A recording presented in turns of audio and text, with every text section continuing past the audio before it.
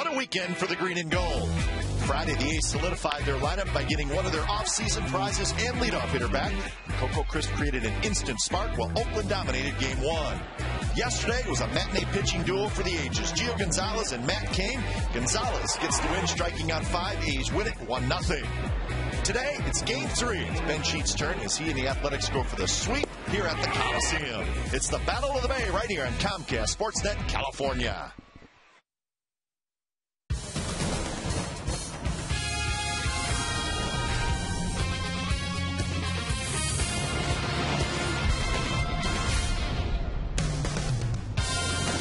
Well, it has been a good weekend for the A's at the Coliseum. Today they will go for the sweep of the Giants. It's a beautiful afternoon. Another big crowd on hand. So the A's playing good baseball, and they're looking for a win before they head out on a very long road trip. It's the Giants and the Athletics, the final of this 3-game series. You'll see it right here on Comcast Sportsnet, California.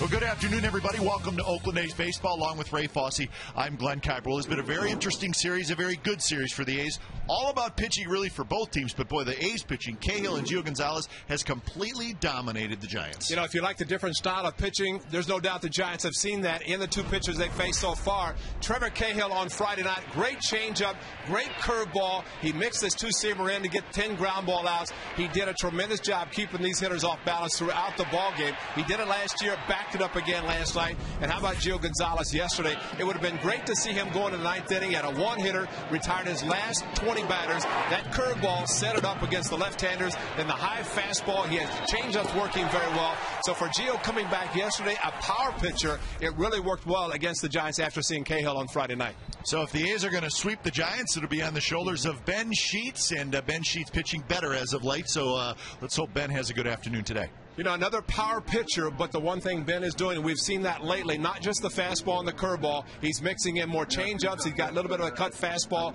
so he is now a pitcher. So a lot of these Giants think they're familiar with Ben Sheets. They've seen him mostly, but more than anybody else. But I think they're going to see a different style of pitcher today from Ben Sheets. So it'll be Sheets for the A's, Jonathan Sanchez, a very good left-hander for the Giants. That is your pitching matchup. We'll have lineups and first pitch from the Coliseum. When we come back, the A's going for the sweep of the Giants.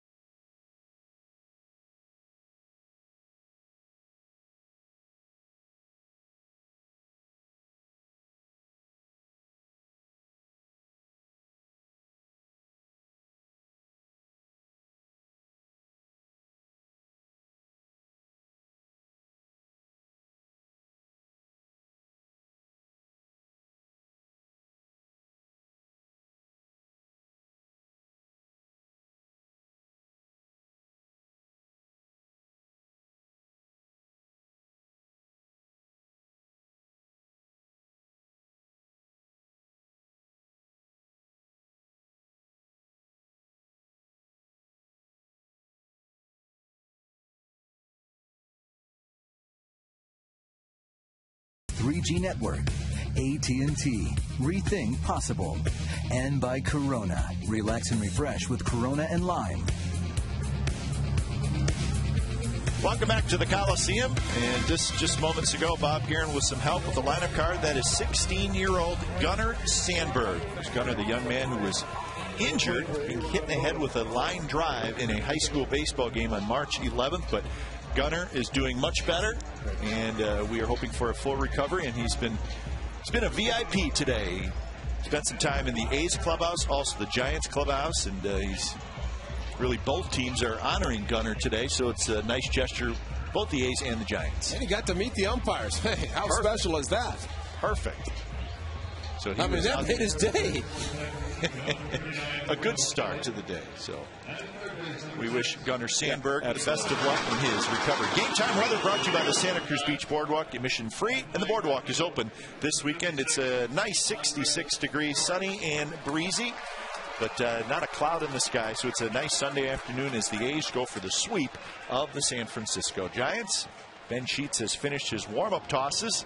We'll show you the full Giants lineup in just a moment as Andres Torres steps in, and the first pitch of the game is outside. You know, people watching the game on Comcast Sportsnet California in high definition, of course, and if you don't have it, get it. Watch a few innings, and hey, let's go out. It's a nice day. Let's go out and watch the game. Probably get some tickets and few seats remaining. It looks like another great crowd today. People still coming in from tailgate parties. What a beautiful day for baseball. Curveball inside to Andres Torres, who is a switch hitter. A different lineup for the Giants today. Yeah, Torres really one of the few guys that's hitting for the Giants. He has 3 hits in this series. So Torres slides up to the leadoff spot.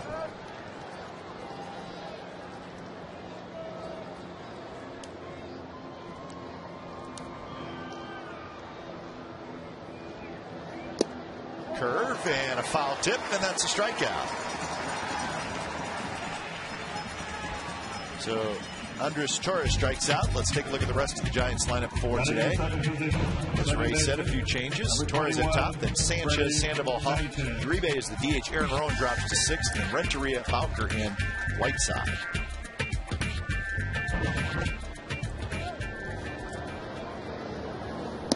First pitch to Freddie Sanchez, a strike on the outside corner. Well, one thing for sure, Ben Sheets, like most of the A's pitchers, gets the ball and gets the sign, let's go. Let it go, and no hesitation whatsoever. And still is amazing throughout this season with the quickness in which the A's starters have gotten the ball in front. Even the perfect game by Dallas Braden. Not many guys stepped out. Try to upset the timing, the rhythm of the pitcher. So that's always good because they do work quickly. And it looks like Brian Knight, the home plate umpire, has a pitcher strike zone, at least in the early going. A little sinker, 2-seam action. Ben can bring the ball back to the outside corner, throwing it outside of the right-handers, which he's already done in this at-bat to Sanchez. That's an excellent pitch. 1-2 pitch is rolled foul. No doubt the Giants, who have faced Ben Sheets, and he's faced a lot of them, would look at some tendencies from Ben Sheets, and that time Sanchez, probably thinking about it, likes to throw the curveball, the put-away pitch, which he does, and especially if it's a good one. Just trying to foul it off.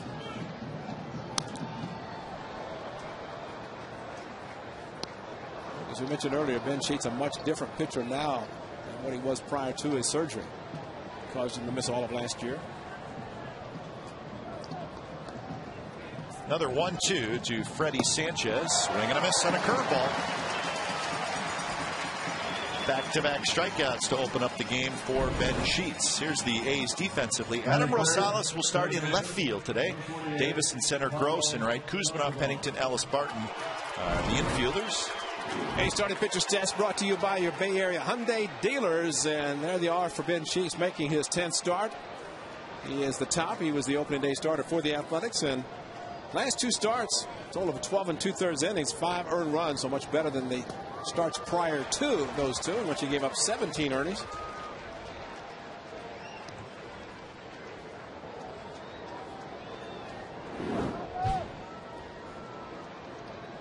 So Sheets facing Sandoval.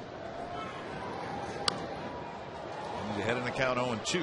What a great at bat yesterday by Sandoval. A great pitching matchup. 10 pitches, all fastballs from Andrew Bailey. Talk about pumped up, excited, adrenaline. 95, 96 consistently. He said he loved it. So did we. There's a line drive base hit right field. So Sandoval goes down and hit a pretty good pitch, and that's what he does. And quite frankly, that's why right there. That's why I was glad that Andrew Bailey kept throwing him fastballs. Yeah, that's a 79-mile-an-hour off-speed pitch. Looked like some sort of breaking ball, but really did not have the sharp bite to it. And yeah, he is the type of guy who can take a ball off his shoe tops. He did it. He's been chasing the high fastball this year, and Bailey knew that, and he kept going up there. It was a fun at bat in the 9th inning. Ended up Bailey went after Benji Molina and got Benji Molina. Molina's been struggling, hasn't driven in a run in about 3 weeks. So Kurt Suzuki in the at bat. Sandoval against Bailey. Went out to talk to Andrew Bailey halfway through it and just told him what he was looking for, what he's planning to do. Sandoval takes off, and he is out at second base. So Kurt Suzuki throws out Pablo Sandoval, and that's how the top of the first ends.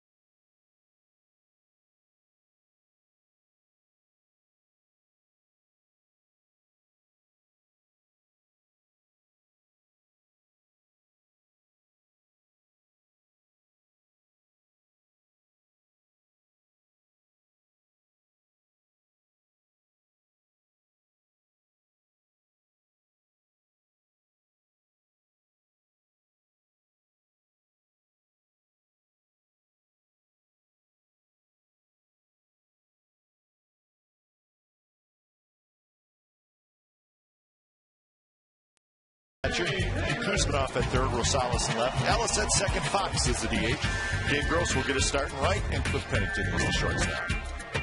Bobker, Rowan, Torres in the outfield for the Giants. Sandoval, Renteria, Sanchez, Huff on the infield. Whiteside is the catcher. Jonathan Sanchez is the pitcher.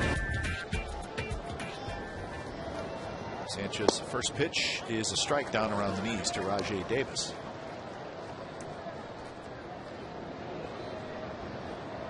Davis hitting .250 with a homer and 15 RBIs. Coco Crisp not in the lineup today, a little sore.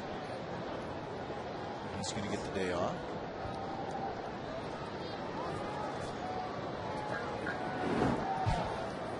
So Rajay will lead off and play center field.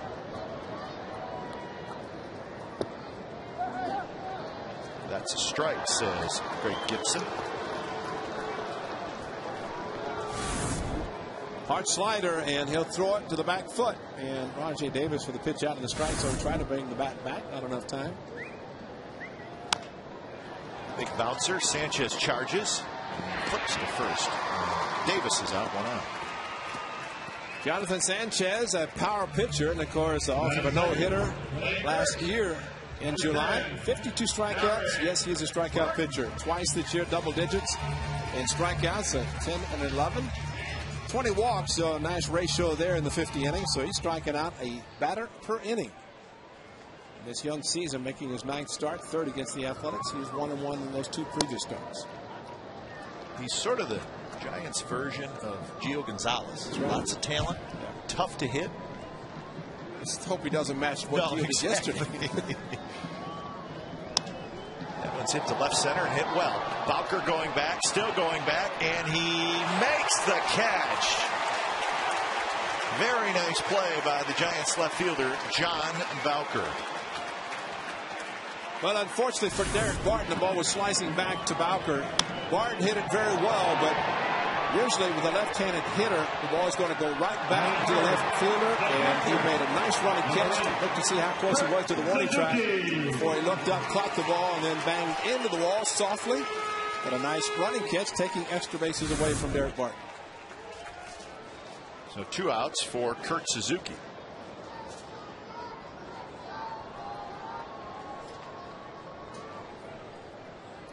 Suzuki hitting .262 with 4 home runs and 15 RBIs. And there's that strike zone. Ben Sheets got a couple calls on the inside corner, and we've seen Sanchez get a couple calls down around the knees in the early going.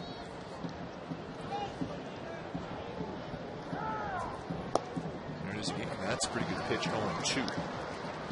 That's at 91, 93 so far. He'll get it up to 95 when he needs to. There is the home plate umpire, Brian Knight. Crew chief, Jerry Davis.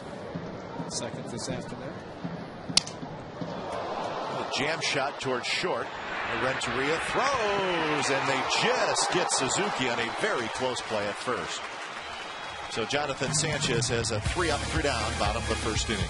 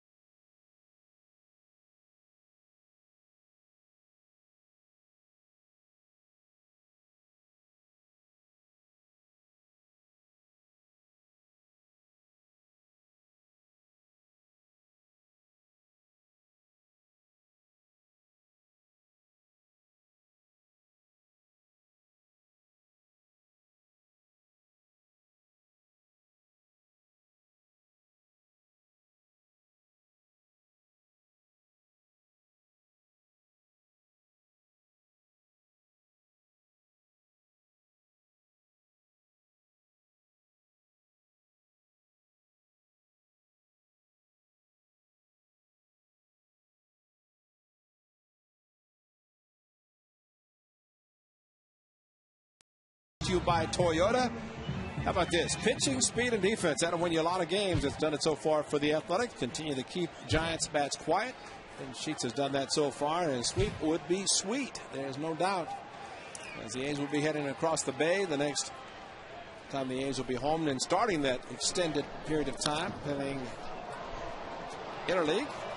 Part of that will be over in San Francisco. So it'll be nice to get a win today to win the first 3 against the Cross Bay rivals. And a little payback. Absolutely. Giants swept the A's last year at AT&T Park. So he's trying to do it in their home park here in 2010. Aubrey Huff, the leadoff hitter. The A's are 22-22 this season, 17-9 at home, so a terrific home record.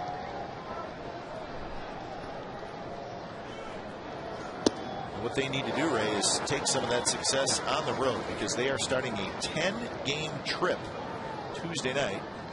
There's 2 10-game trips this year for the A's, and Tuesday night starts one of them. Baltimore Detroit, and Boston. So that is what's coming up for the A's. Well, I think the pitching alone can drop the ERA. That's 3 runs difference on the road versus at home. And I think, to me, the key going on this road trip, first the pitching, you're looking at 3 of them there, but also Coco Crisp. If he can get healthy, get back in the lineup Tuesday and start the road trip, that's an exciting lineup. And I think you saw the confidence the A's have when Coco's in the lineup, and it showed in the first 2 games of the series.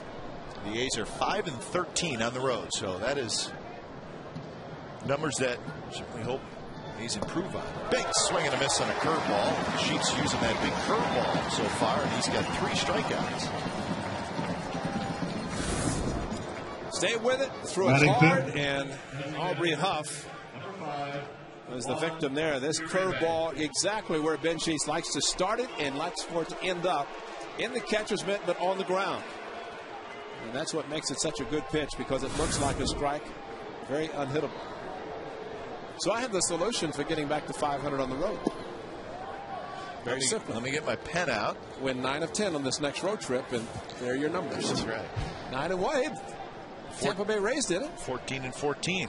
Coming home. The Rays did it. So that's a nice goal to have. That one's driven to center and hit well. Rajai Davis is going back near the wall, and he leaps up against the wall, and he's got it. They say why Bruce Bochy wanted that bat in the lineup. Juan Uribe, who is swinging a hot bat, 5 home runs, 25 driven in. And that one hit hard, fortunately. As Ben Sheets threw him the fastball, challenged it. And the 1-0, Rajai Davis was there to handle it. Rajai, great jump. First step going back and right in front of a great sign called Comcast Sportsnet California. High definition. Ben likes it. All pitchers like the defense of the Athletics, especially in the outfield. Speed. First pitch strike to Aaron Rowan.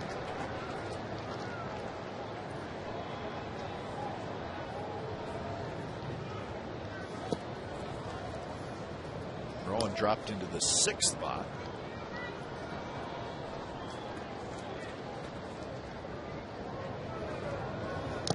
Swing and a miss. 1-2.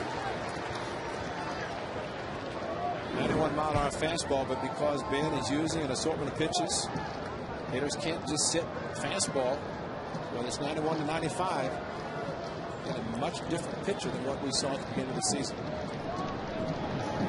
Curveball. Rowan swings and misses. Ball out of the strike zone, so a couple more strikeouts for Sheets. He's got 4 through the first 2 innings.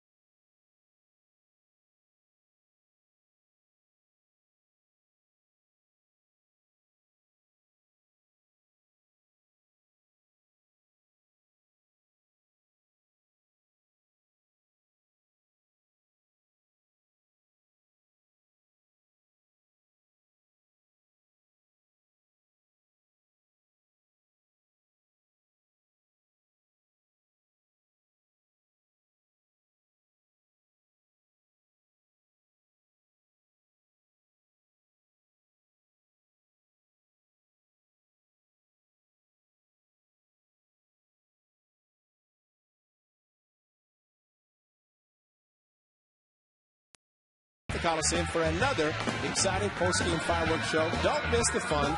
Get tickets right now online at oaklandathletics.com, or you can call 877-493-BALL. Kuzmanov swings at the first pitch and lines it into left center field for a base hit. As much as players like to play every day, Kevin Kuzmanov, one of those. He was happy yesterday. Got to watch Gio Gonzalez and the A's defeat the Giants. He's back in there today with a day off yesterday. And first pitch hitting. After seeing a fastball thrown by Sanchez, he jumped on the first one, and ETA started in this inning. It's amazing what guys and how they talk about. Cliff Pennington was upset when he was not in the lineup, and he said, I don't need a day off, just 44 games, I'm young. Coco was scratched. The changes in the lineup. This guy, Adam Rosales, was going to play shortstop, giving Pennington the afternoon off, but instead, Pennington is in the lineup, and Rosales is in left field. And I think for the first time this year, isn't it? Yep. Wait, is Adam Rosales becoming valuable for the A's? Great trade by Billy Beane. Kind of a, I would say, a quiet trade. Wasn't talked about a lot, but you get this guy. You don't know a whole lot about him. We've learned quickly and learned how versatile he is. Love his hustle, and the guys were just amazed yesterday after playing all the games at second base while Mark Ellis was on the disabled list. And the arm strength, I mean, he showed it yesterday. Various plays at third base, and I said to Ellie, what about the kid? He says, unbelievable arm. Bob Guerin knows he can use him. He's using him in left field today. It'll impress me the most if he puts on the gear and gets behind the plate.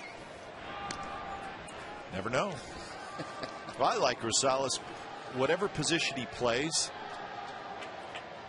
he makes it look like that's his regular position. Right. And when a utility guy does that, that means he's a pretty good utility guy. Well, you saw Rosales at third yesterday. 1-2 the count. Mark Ellis in the on-deck circle. No score, bottom of the second inning.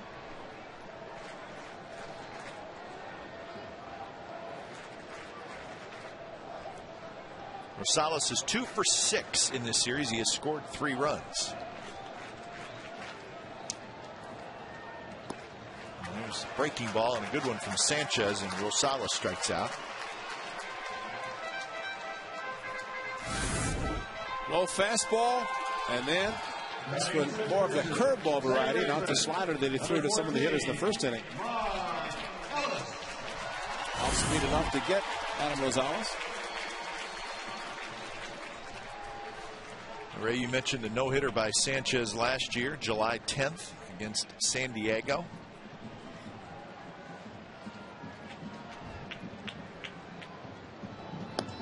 But there's a number this year that stands out with him. The league is hitting 192 against him. That's the second lowest average of any pitcher in the National League. That's the National League, though. Yeah, well, that's true. But you get the point I'm trying to make.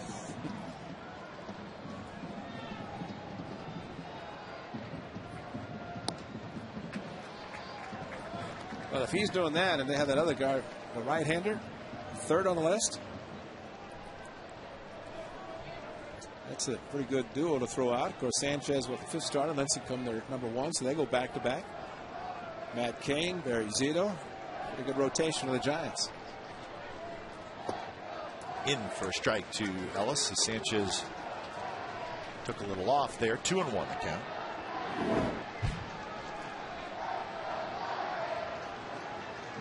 A home run against Sanchez for Ellis, 1 for 5.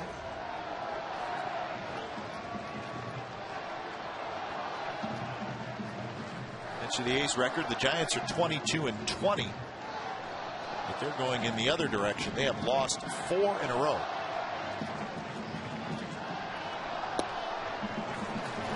And they are 1-5 on what will be a 7-game trip after today. They will go home and start a 9-game homestand.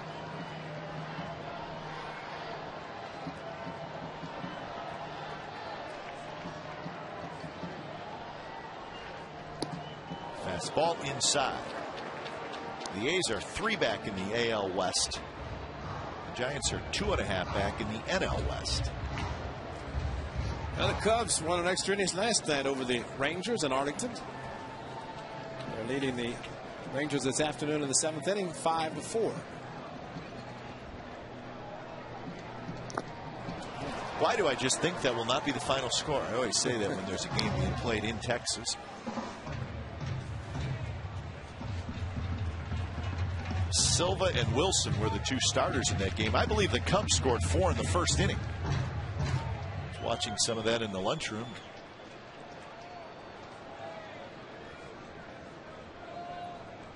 Three and two with Kuzminov at first.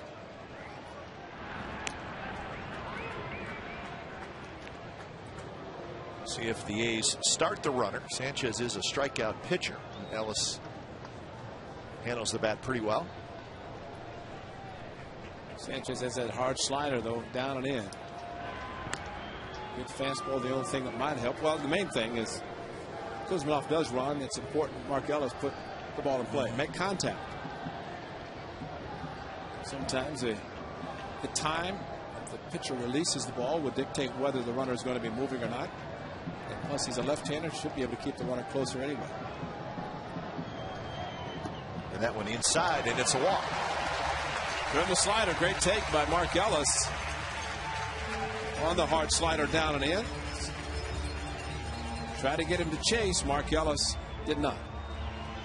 2 on 1 out for Jake Fox. Batting the 7th position, designated hitter, number 50, Jake Fox.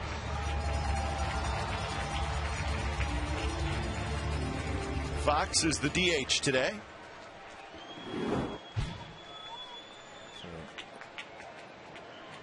Sweeney getting the day off. Cuss getting the day off. Coco Crisp also on the bench. First pitch breaking ball strike. Fox hitting .200 with a homer and 8 RBIs. He's got 14 hits and 70 at bats, hitting 4 doubles.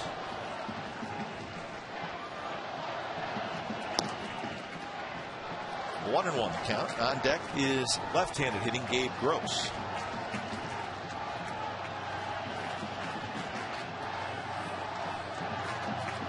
Jake Fox came over from the National League. Good fastball hitter. Let's see if he can get into one. If he gets one. Strike down around the knees. Fox thought it was a little bit low.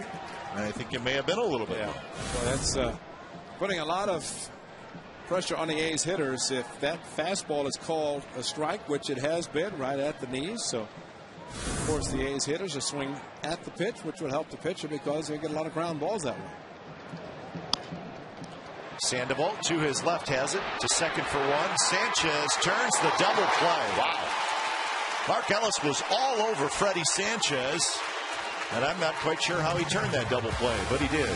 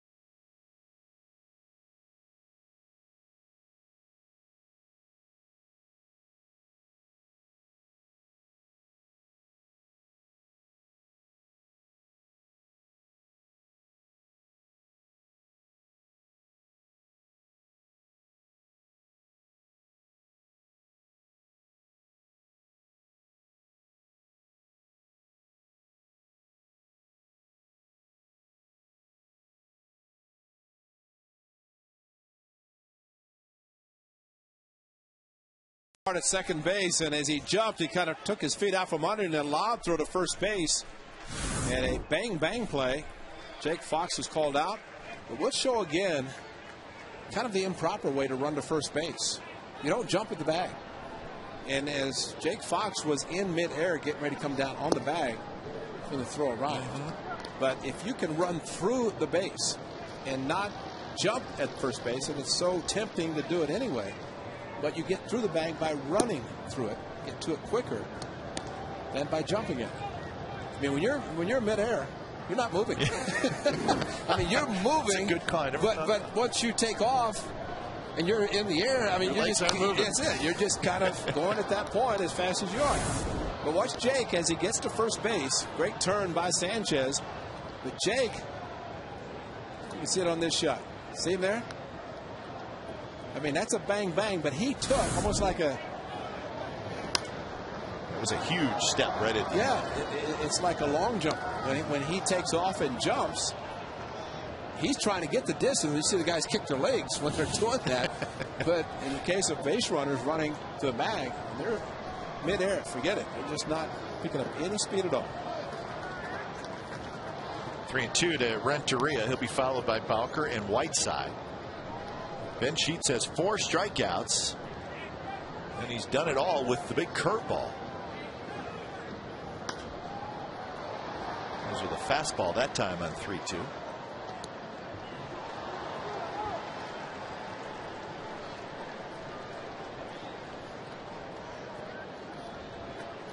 Renteria, his first game back from the disabled list was yesterday.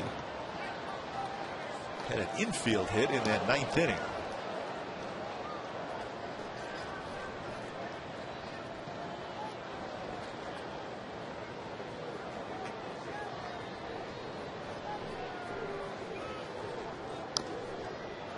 That curveball hung a little bit.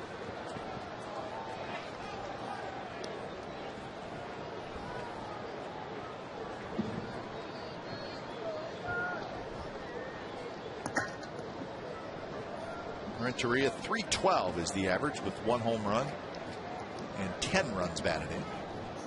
Setting up inside, and it's grounded toward the shortstop, Cliff Pennington. And that's out number 1. 3 extra pitches to Sanchez with 2 strikes and the foul ball. Same with Renteria in this at bat. So pitchers talk about the put away pitch, so they don't get as many foul balls, getting the pitch count up. But ultimately, Ben Sheets got his man. So after the caught ceiling by Suzuki, Ben Sheets through now the 3rd inning and pitching in has retired minimum number of batters. In for a strike to Bowker.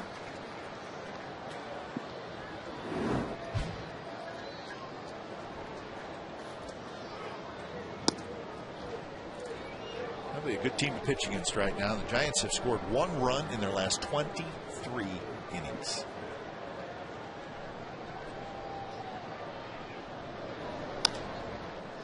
Down the left field line. Rosales over, and he's not going to get it.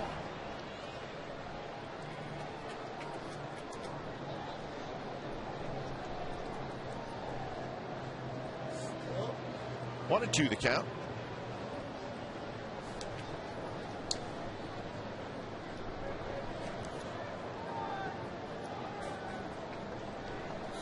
Mike, he's getting excited again, huh? I was yelling at somebody. I thought he was yelling at me. Mike Ratus, our high home cameraman, tends to have conversations with himself during the game.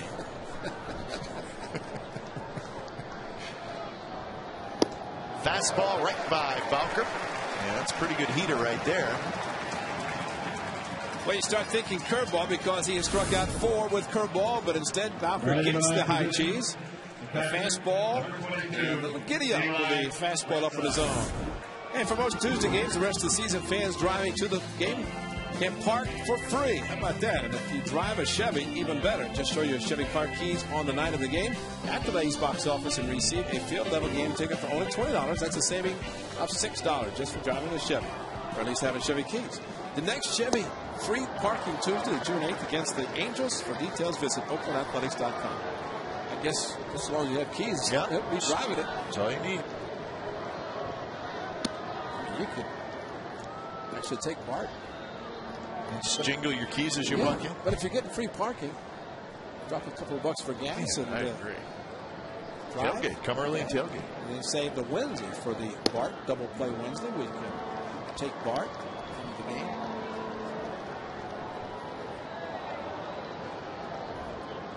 Two and one to Eli Whiteside, who is the catcher today. Molina not in the lineup. Just had no high strike. Just the low one. Just the low one. Yeah.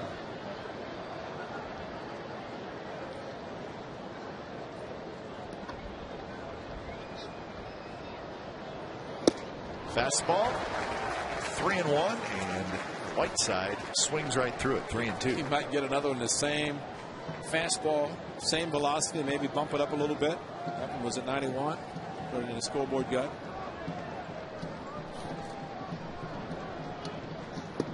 And he did, and Whiteside strikes out. Fastballs, Giants are missing them. 6 strikeouts for Ben Sheets.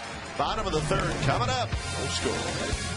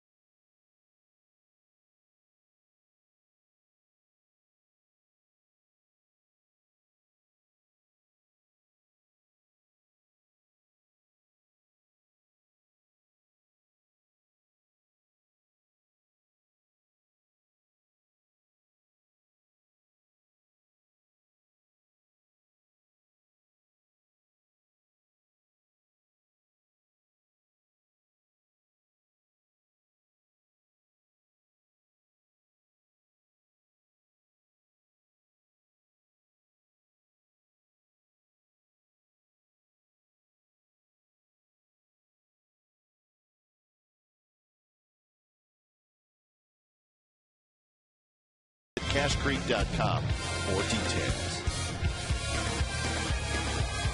No score, bottom of the third inning. That is where we are at. Coliseum. Looks like we may have another pitcher's duel. Ben Sheets with 6 strikeouts in the first 3 innings. He's allowed just 1 hit. Sanchez has allowed 1 hit in the first 2 innings. He's got a walk and a strikeout. Well, Ben's working very quickly, and Sanchez is opposite number doing the same thing. He's getting the ball and getting a nice rhythm. Well, yesterday it had it being a 1 unearned run scored, and that was the difference in the game.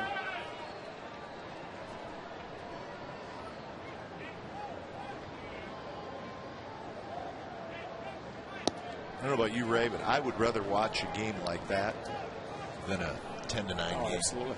No, by comparison of whether it's at Arlington against the Rangers or Fenway, where you never know. Yeah, I agree. I mean, because every play is crucial. Every play very important. The outcome of the game. In case yesterday, Huff and Sanchez both made a mistake on the same play. That was the difference. That was the difference in the game, and Huff made the error, given the error, but Sanchez could have made the play, was not able to. It opened it up. The A's a sac fly, unearned run. Great pitching, great defense, game over.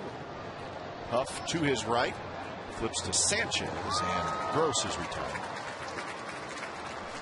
I thought Aubrey Huff, pretty honest in the paper. He said, you know, when we fell behind 1-0, the way we're hitting, it felt like 10-0. Yeah, that's right. And that's what happens. You're like, oh man, now we're behind, and You know the guy's pitching great. Gio Gonzalez was unbelievable yesterday. Here's Pennington, the 9th place hitter, hitting .236 with 3 homers and 17 RBIs.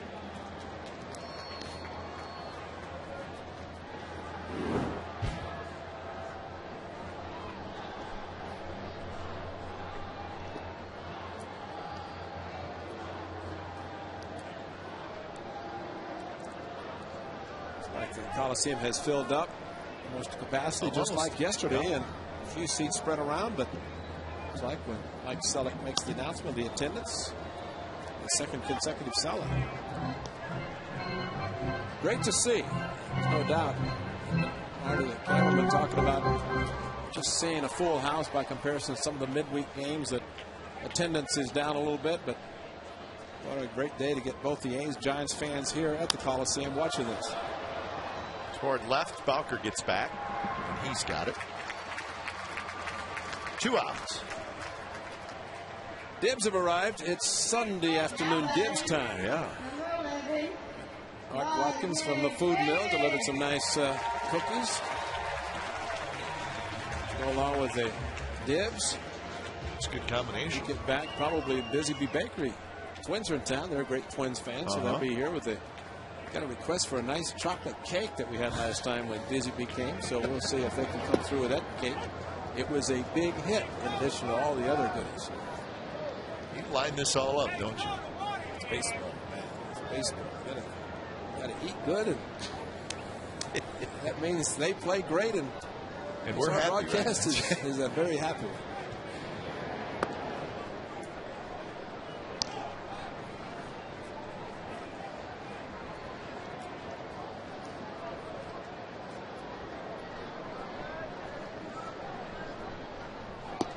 Outside to Rajai Davis. Davis bounced to second in the first inning.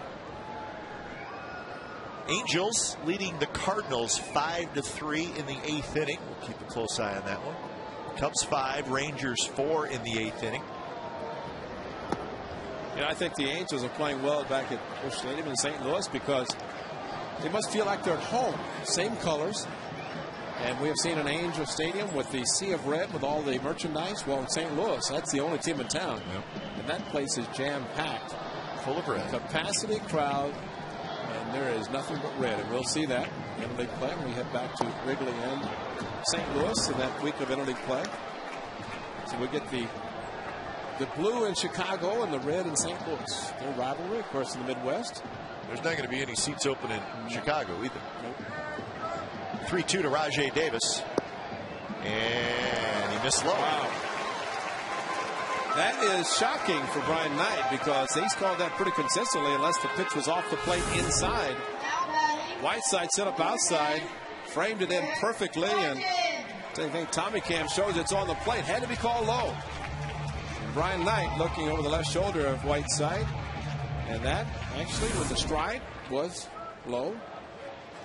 Good call by Brian Knight. He's not just giving everything down there. See if Rajai can make an exciting adventure now on the bases. Pitch out. Davis staying at first. See the pitch out? It's almost over the plate, but high. Whiteside went out and then had to jerk back. What's this? Whoa! Not a good pitch out.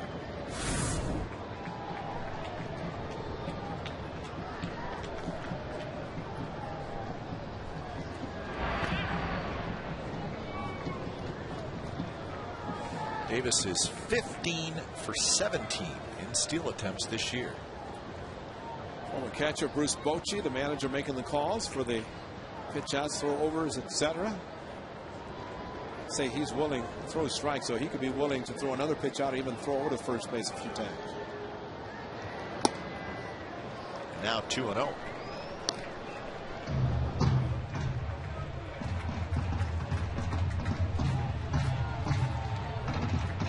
Juan Pierre, 18 steals for the White Sox. Pretty impressive for Rajai to be fourth on the list with 15, just 3 behind the leader, considering the amount of games he missed. For a period of time, he was not in the lineup, and when he wasn't getting on base.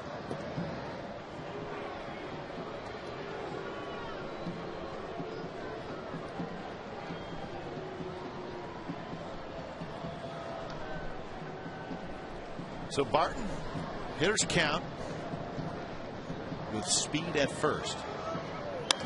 And he hits one on a line, and Aubrey Huff makes the play. That was a smash, and Huff, holding the runner, reached out and made the play. Wow.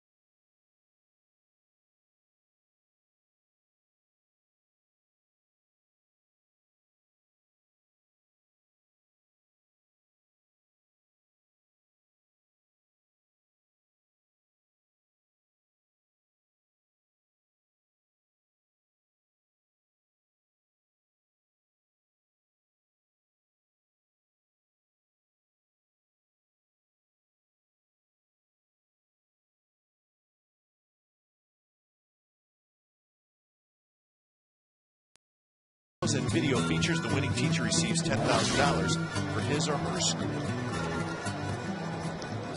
Top of the fourth inning in the top of the order for the Giants. Ben Sheets facing Torres, Sanchez, Sandoval. Swing and a miss, and then a ground ball foul, and Sheets ahead in the count. A's pitchers this entire series have done a terrific job of getting ahead, and then obviously finishing off the hitter. But to start with, it's 0-1, 0-2, 1-2.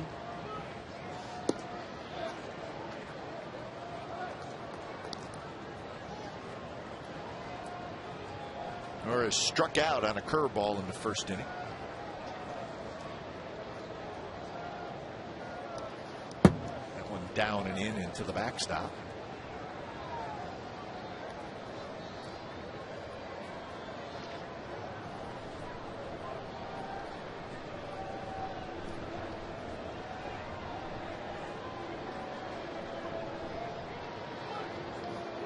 Curve just a bit high.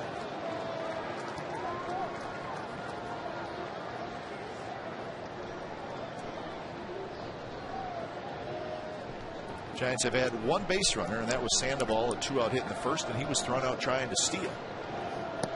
And the curveball on 3-2 is down and in, and Andres Torres, after falling behind 0-2 in the count, ends up getting the walk.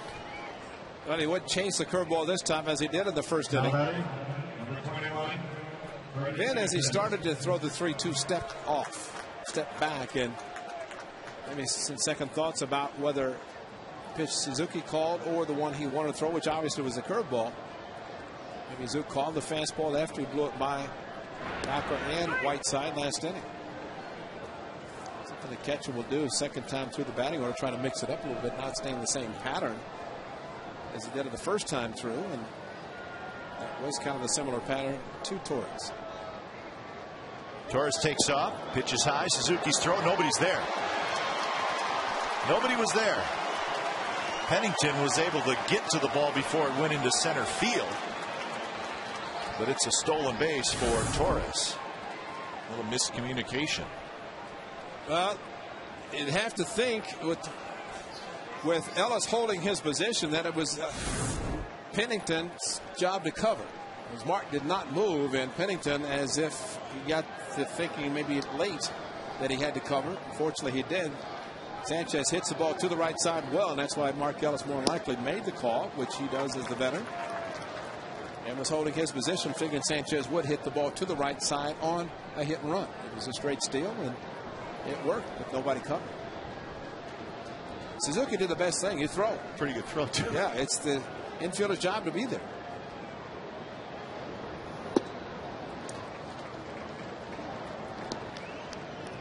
Two and one the count. Sanchez struck out in the first inning.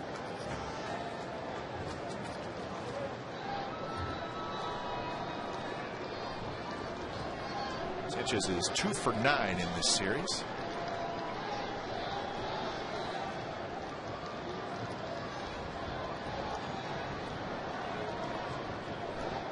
Pablo Sandoval waiting in the on-deck circle.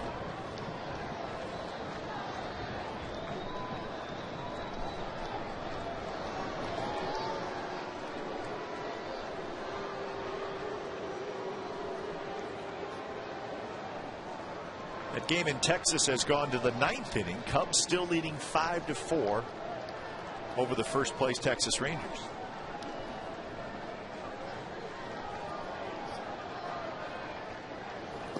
In the dirt, Suzuki blocks it. That one bounced quite a ways out in front of Kurt, and it's a little bit of a hockey season. Yeah, goalie time. Hope you knock it down when it bounces way out in front like that. He's to grow his hockey beard. So 3 and 1.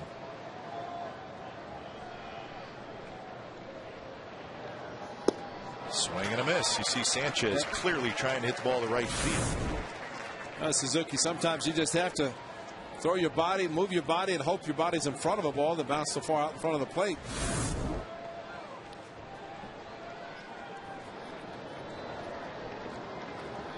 The tools. Tools of intelligence, not of ignorance. I agree. Sanchez swings and misses. 2 fastballs, he missed them both. And both times, even with 2 strikes, trying to shoot the ball to right field, and an inside-out swing, and what a confidence Sanchez has in that ability to hit the ball to the right side. Could not catch up to the fastball. Watch the hands stay back and inside. And the hands starting first, dragging the bat through, but did not do the most important thing, and that's make contact. So back-to-back strikes out. Curveball in his first at bat, Sanchez, but then a fastball this one. Well, it's stuff like that, Ray, that has to be driving Bruce Bochy crazy. I mean, they're not scoring any runs, and then you have a guy who does a good job of hitting the ball to the right side, swings and misses at 2 pitches. It'll make you shake your head if you're the manager. I watched Torres Kuzminoff way off the line at third base. You get the feeling he's thinking about taking off for third. And even with the left-handed hitter, Kuz, see how far he is off the line here. I mean, he's way off. So it's a foot race to the bag if Torres does take off, and that's why a couple of conversations already in this half inning with Suzuki and Sheets. Pennington will try to hold him close at second base, but as we have seen, Sandoval uses the whole field, so it's tough to defend against him on the infield. Davis in center field toward left center. A huge gap in right center. Pennington trying to keep Torres close at second.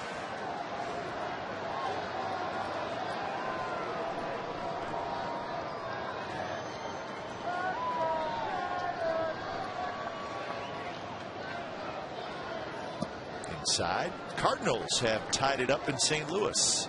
5-5 Cardinals and Angels in the 8th inning.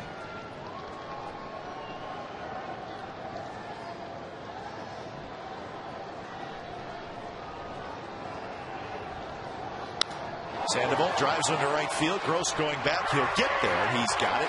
Torres tags up and he'll go to third. Well, if you're listening to the Giants fans in the house today, that's a home run. Because they jumped out of the seats. Maybe just the sound of a loud ball off the bat got them excited. But this was a line drive. Sandoval hit it well, but not even to the warning track. On the line drive. Positioning. That's why Abner Doubleday put those guys out there and said right field, center, left. Ideally, you position them so when the ball is hit, it goes right to them. That's when you throw the perfect games, when that happens. Well, one more guy to get for Sheets. It's Aubrey Huff. Inside 2-0.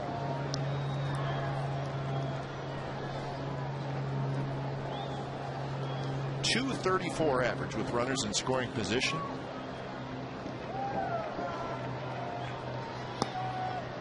They are 0 for 12, and that does not include today.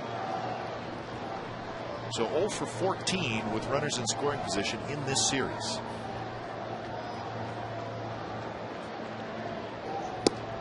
Fastball into Huff. Pretty good pitch by Sheets, but would not have been shocked if Huff would have been swinging the bat, struggling, and you get a chance to get a 3-0 fastball in the middle of the plate.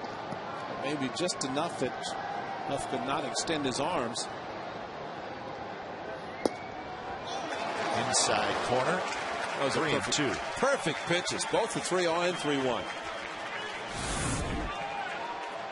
Suzuki inside, the perfect pitched inside corner. Tommy Cam right on the block.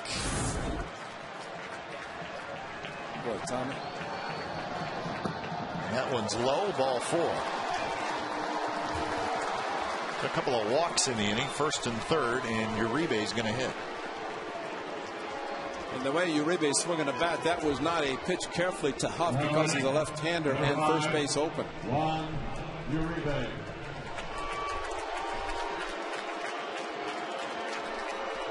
Yeah, I think you could make a pretty good point, Ray. The way Sandoval is swinging, does not look like he did last year. Uribe may be their most dangerous hitter. That's right. That's why Huff was an important batter.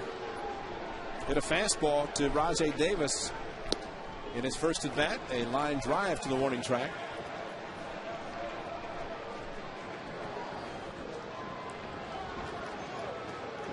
And you know what, Ray? With Uribe hitting and Aaron Rowan on deck, I'd be careful with Uribe.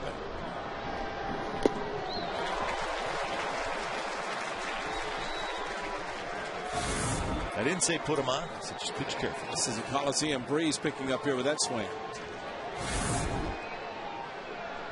1-1 the count to Uribe. And he lines one. Ellis leaps and he caught it. Wow, what a play. Snow cone, too. So Sheets gets out of it with a little help from Mark Ellis, and the Giants do not score. Hey, didn't they just have the basketball draft? How about some hang time in the jump by Mark Ellis? Wow, what a play by Elling. Welcome back, Mark Ellis, and Juan Uribe, sorry.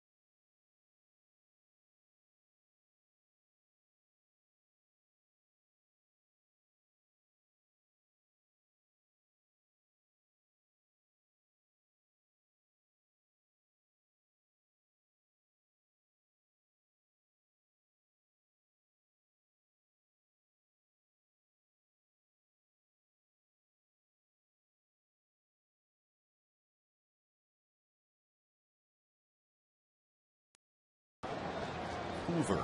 That is Mark Ellis. Human vacuum cleaner. And the man was in Baltimore, Brooks Robinson, but I think Mark Ellis is definitely the vacuum cleaner for the Athletics at second base. What a leap. I mean, be able to jump that high and catch it in a snow cone fashion, bring it down, and rob Uribe of extra bases. Might have been a double. As hard as the ball was hit, might have gone to the gap. Suzuki hits one to the gap, and Rowan is going to track it down. He was shaded toward right center. Well, the jumping, the timing, everything has to be perfect, and Mark Ellis did it so perfectly as he jumped up. And great hang time. Got it. Watch where the ball ends up. Right in the snow cone, right at the end of the webbing. So he went as far as he could, reached up as far as he could. And Ben Sheets, of course, every pitcher likes that.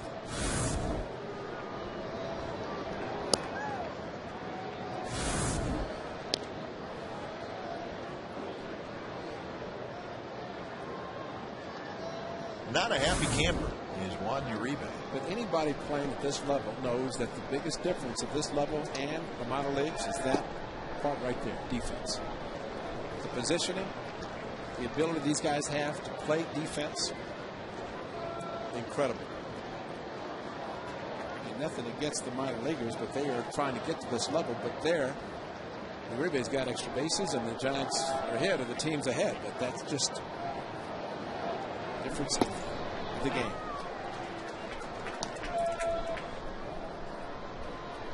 Two and one to Kuzminov, who lined a single to left center field, leading off the second inning. He ended up getting to second, but was stranded there.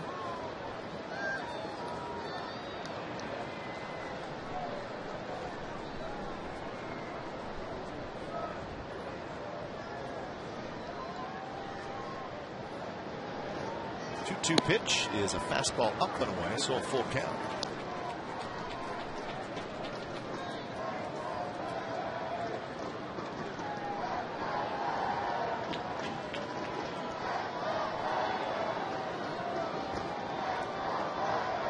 Payoff to Kuzminov, and it's slowly walked him. A one-out walk. Kuzminov's been aboard twice. Time now for our trivia question, which is brought to you by AT&T. The Oakland A's have 7 shutouts all time versus the Giants. Which A's pitcher is the only one to toss a complete game? Complete game shutout against the Giants.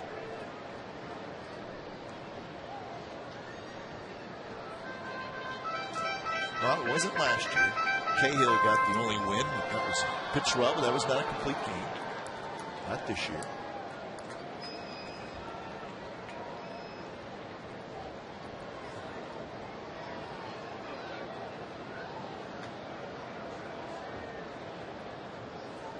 Could be a trick question like Barry Zito, one of those kind of things. Rowan surrounds it in right center. He's got it. Rosales is in. Gio, 95 pitches yesterday, and you talk about finishing on a high note. Took out Bowker to end the second. That would be the last time he would pitch out of the stretch for the remainder of the game. After the 2 outs in the second inning, he pitched out of the windup the rest of the game through 8 innings. Finished retiring the last 20.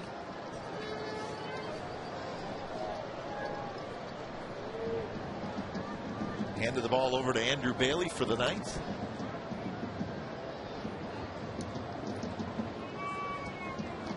So Mark Ellis hits with 2 outs. Ellis walked in the second.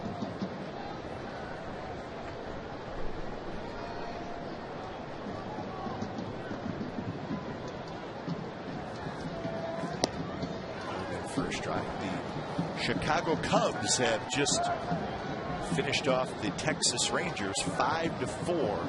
That's a final. That 5-4 lead that you thought might change, and I agree with you that I figured that would not be enough. But congratulations to Luke Piniella going into Arlington, Texas, and winning 2 of 3. 2 of 3, yeah. And their hitting coach, Rudy Jaramillo, Originally signed with the Chicago Cubs, went back home after about 20 years as a hitting coach for the Rangers, and a great one there. Alfonso Soriano, former Ranger, going back to Texas. Marlon Byrd, who signed a long-term deal with the Cubs this offseason, is going back to Texas. 1-2 pitch, lined, but Torres in right was playing shallow and toward the line, and he's got it side retired.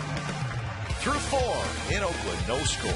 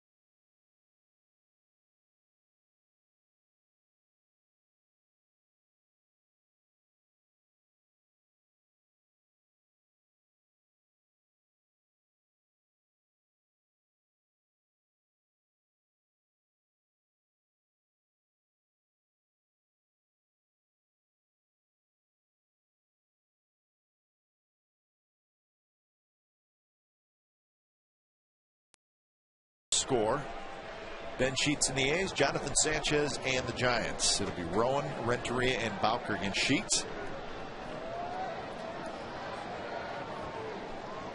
2 pitchers have been very good today. They've done it a little bit different styles as Rowan lines out. Sheets has 7 strikeouts through 4 1/3. Time now for our trivia answer, brought to you by AT&T. The Oakland A's have 7 shutouts all-time versus the Giants. Which A's pitcher is the only one to toss a complete game?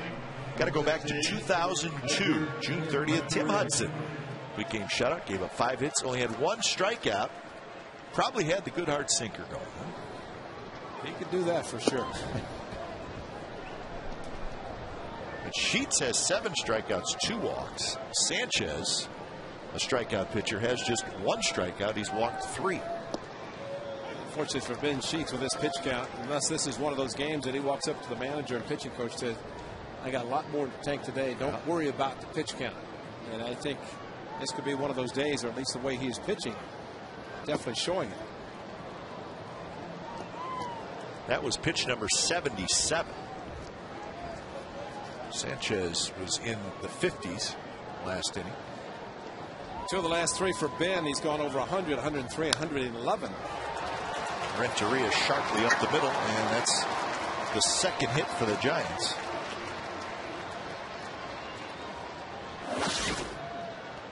Shutouts versus the Giants. You said there are 7 of them, and only 1 a complete game shutout. 8 innings for Gio yesterday. Hard to imagine that any of those other pitching performances were any better than Gio Gonzalez.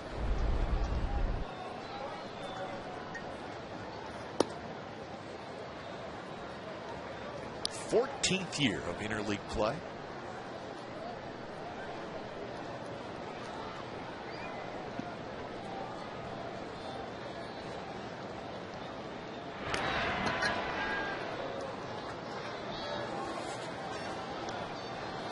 Eric Barton is going to get a player sliding back. Roberto Kelly, the first base coach, is Renteria slid back in head first. Eric Barton does the fake for the throw back to the pitcher, but keeps the ball in his glove and then reaches down, tags the runner.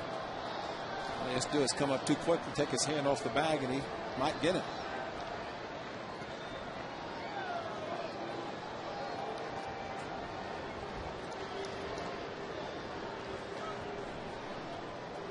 Giants have started 2 runners today. Sandoval was thrown out in the first. Torres stole a base in the 4th.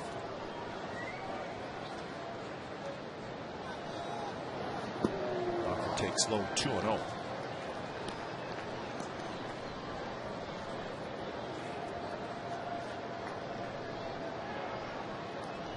Walker struck out in the 3rd inning.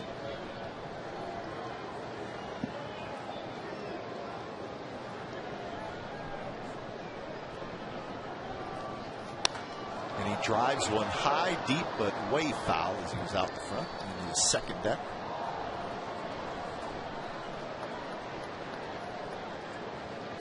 Good time to put that kind of swing on the pitch. That's right. Look for it, get it, let it go, and don't get cheated. Ray, I mentioned that Cubs win over Texas 5-4. You know who got the win for the Cubs today? Carlos Silva. And you know what his record is? 6-0. Explain that one to me. Popped up. Suzuki. Barton. It's going to be Barton who's fighting with it. And he caught it. Backpedaling and he falls down, but he made the play. I don't think he saw it. The way he went after the ball, put his hands up, and I think initially he knew it was his ball, but watch him when it comes in right here, puts up like, where's the ball? And that's the indication because he backpedaled, found it as he started backpedaling and went down. But I think that showed right there a very tough son. He ended up finding it, but had to go to the ground to make the catch. So 2 outs for Eli Whiteside. That's what he's looking up into. Not a cloud in the sky today. If the ball gets in that sun, you won't see it.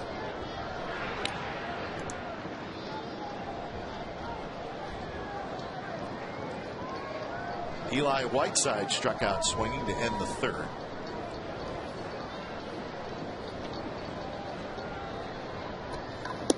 Fastball up and in. You mentioned about Carlos Silva. Of course, that was a trade of bad boys. Yep. Silva to the Cubs for bad contracts. Bad contracts for sure. Not necessarily bad boys, but bad contracts. Milton Bradley to the Mariners. Renteria goes. Suzuki's throw is a little bit late. Renteria with a stolen base. Got a good jump. Well, you've said that for about, what, 9-10 starts now for Ben Sheets. He has a high leg kick. There it is. So a slow delivery to the plate, which allows the runner to get a great jump. Renteria with decent speed. Just no chance to throw him out, even with a good throw by Suzuki. Pitch was a strike, so 1-1. Curveball, swing and a miss. Or he got a foul tip. So I've been a believer that don't worry about the base runners, rather put maximum effort into the pitch to the batter. Yep. With a high leg kick, well, it's key is to keep the runners off the bases because they will run to get on. So a runner in scoring position with 2 strikes on Whiteside, and he pops it up. Ellis shading his eyes. He's got it. Side retired. Giants strand another runner.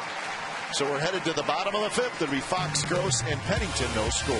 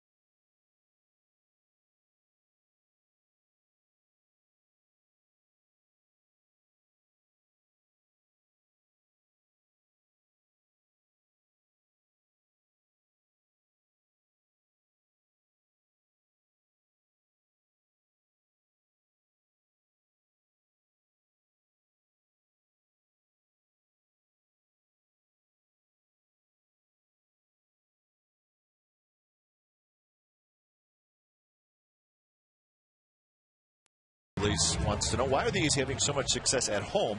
It's such a hard time winning on the road. It's a fair question. A's 17-9 at home, 5-13 on the road. Well, it's all about one stat, ERA. If you allow 3 more runs on the road than you do at home, it means you have to score 3 more than you do at home. Very simple. And your numbers are not going to be as good. What are the numbers again? 2.90 ERA at home. 5.69 on the road. Lowest and highest. It's hard to explain. Same guys pitching, right? Fox swings and misses. Second strikeout for Sanchez. So that's pitching. What about the hitting? Same problems. That's a 39-point difference in your batting average. And if you ask the players, they would say, I don't know. I mean, how, you know, same players.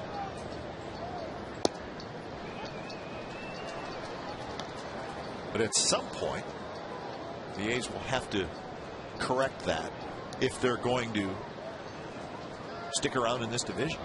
No question about it.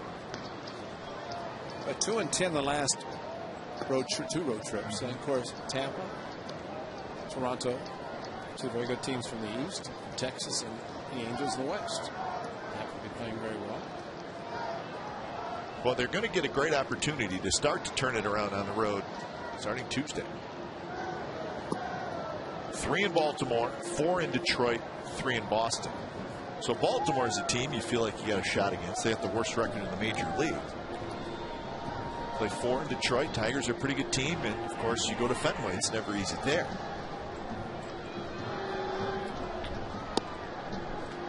Daisuke Matsusaka, 7 2/3 innings last night of no-hit baseball against the Phillies. Pretty good hitting club. Very good hitting club. Finished with a 1-hitter.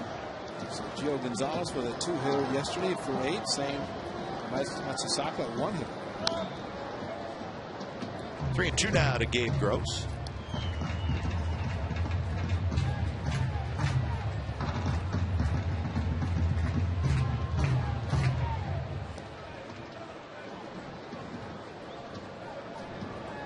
Red Sox won again today, 8-3. In fact, they beat Roy Halladay. Hit hard on the ground to the second baseman Sanchez. Gross is retired. So Roy Halladay is now 6-3. I think he's lost a couple games in a row, has he not? And he should have his 20 before the end of the season. Number 2, Sanchez 65, Sheets 86.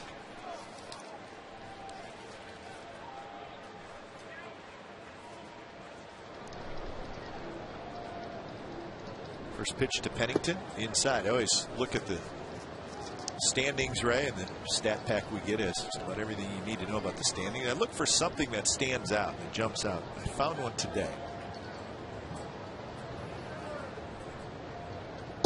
The Milwaukee Brewers are struggling, right? They're 17-27. They're not having a good year, but a team that has some pretty good players.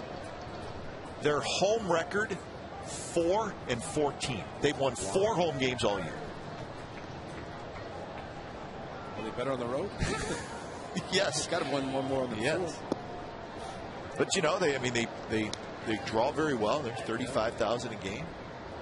4 wins on the road or at home all year. That is hard to believe. Just outside, 3-1 to Pennington. Well, the ownership has said general manager's jobs are secure. Nick Melvin and Ken Maka, of course. Let's hope that's the case. Both very good baseball men. Pennington, high, shallow center. Rowan coming in. Rowan has got to play, and he makes it side retired. 5 in a row retired by Sanchez. We head to the 6th. No scoring.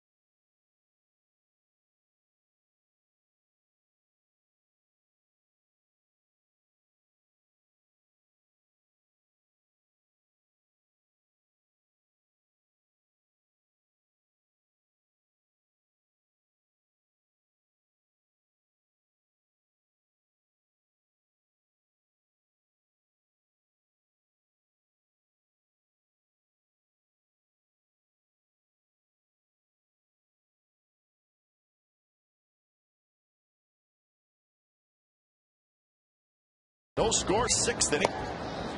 Torres, Sanchez, Sandoval against Ben Sheets. So top of the order for San Francisco.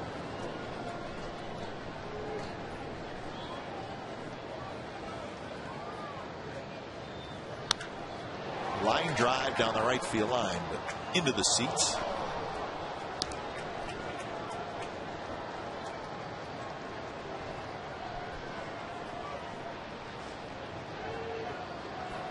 Torres a strikeout and a walk so far in the game. Bounces that one to Barton. Nice big hop, steps in the bag, 1 out.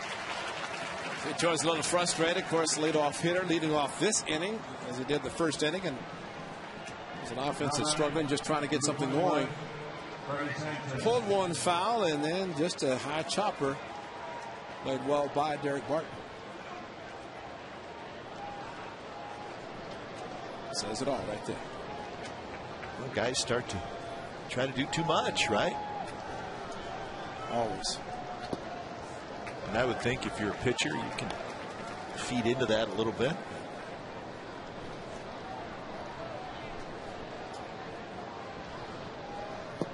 Swing and a miss. So Sanchez, who has struck out twice, is behind in the count 0-2. Nice with a good changeup from Ben.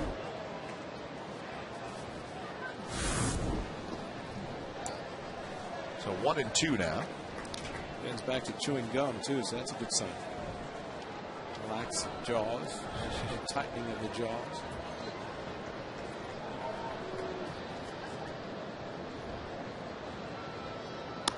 Curveball, a one hopper. Ellis has it. Throws out Sanchez, 2 outs. That's what he tried to do last at bat, but Ben did not give him a pitch to be able to hit to the right side, and that's a result. Torres, who had walked and stole second, was stranded at second. Giants with 2 hits in the game, the A's with 1.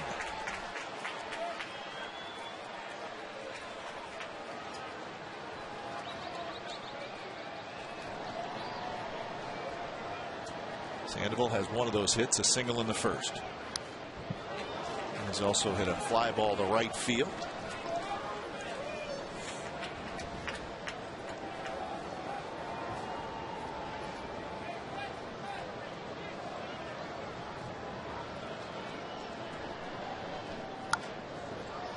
Little pop up down the left field line. Kuzmanov, foul territory, makes the catch. No, he dropped it. He had it and he dropped it.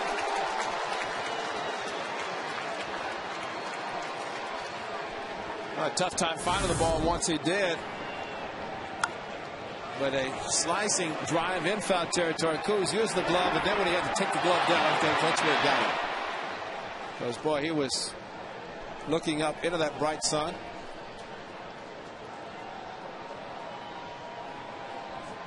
Just could not squeeze it tightly.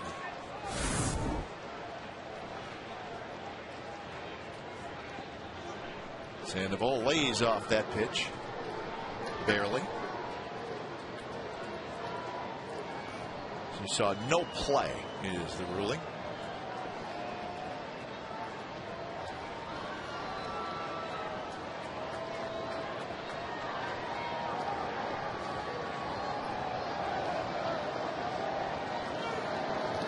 Swing and a miss and a ball in the dirt. Suzuki scrambles after it, takes Sandoval, and that'll do it.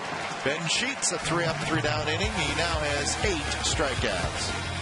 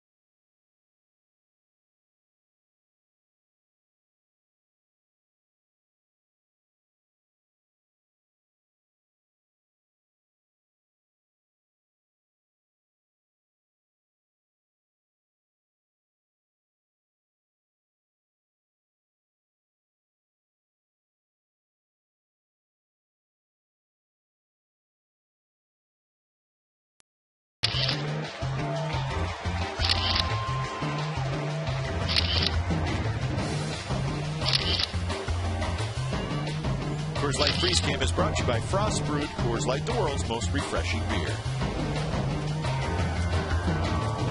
He's trying to break through against Sanchez. No score. Bottom of the 6th inning. The A's will have the top of their order. Davis, Barton, and Suzuki.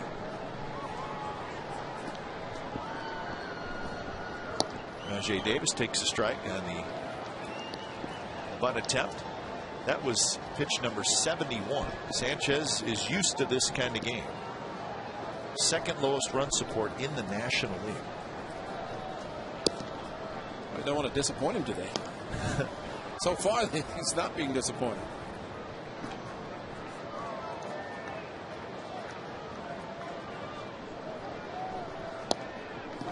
But this race, Sanchez has had 2 games this year against the Padres, 7 innings, 1 hit, 1 run, 10 strikeouts, and he lost. 1 hit, and he lost. He's got another start, 8 innings, 3 hits, 1 run allowed, and he lost. Both 1-0.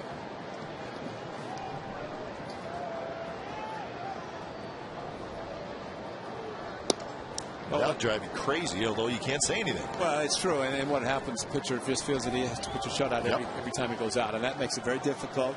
No margin for error. You can see the difference when a pitcher does get run support. And Rajay Davis, fastball in the inside corner, swings and misses. 3rd strikeout for Sanchez. They challenged him with a fastball. This one kind of middle of the plate, although Whiteside moved inside. And it was there. They feel bad on it, but not much. I don't know, the way Wirtz is warming up the bullpen, it indicates that Sheets is finished, although pitch count, it's the off day tomorrow, and you figure everybody's going to get an extra day.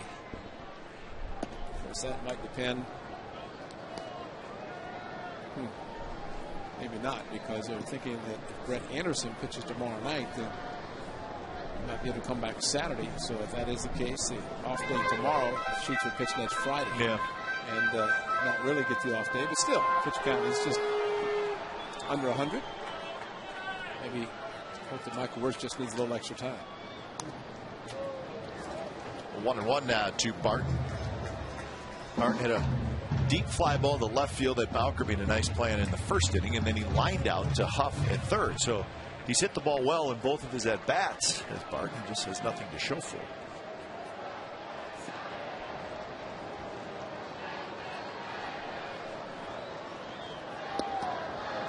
Changeup, 77 miles an hour. And Barton's backswing, I think it got Eli Whiteside, but Whiteside seems to be okay.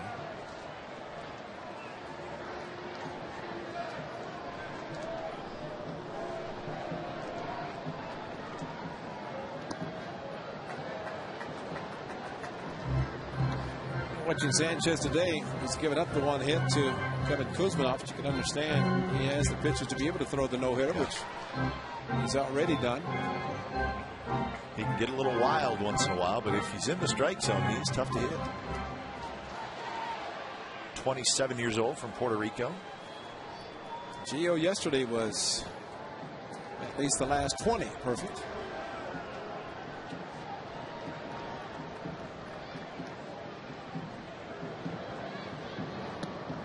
Now full count.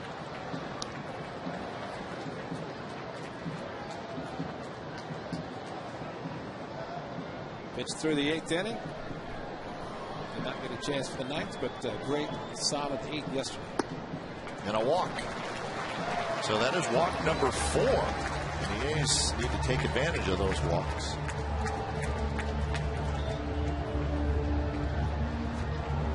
So here comes Kurt Suzuki. Now batting, the catcher, number 8, Kurt Suzuki.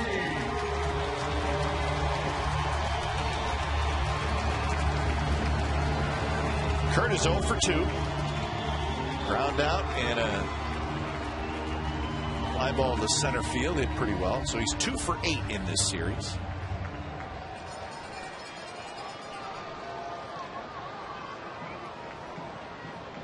Eighth straight game that Kurt has been in the lineup since coming off the disabled list.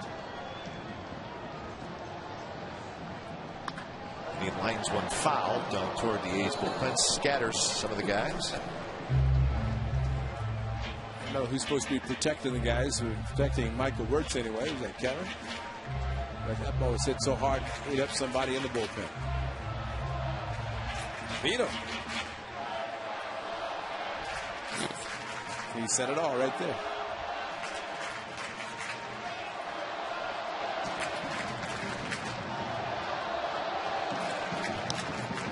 Little dribbler, and that's going to be foul. Change up from Sanchez. Andrew Bailey with the one hopper, and oh man.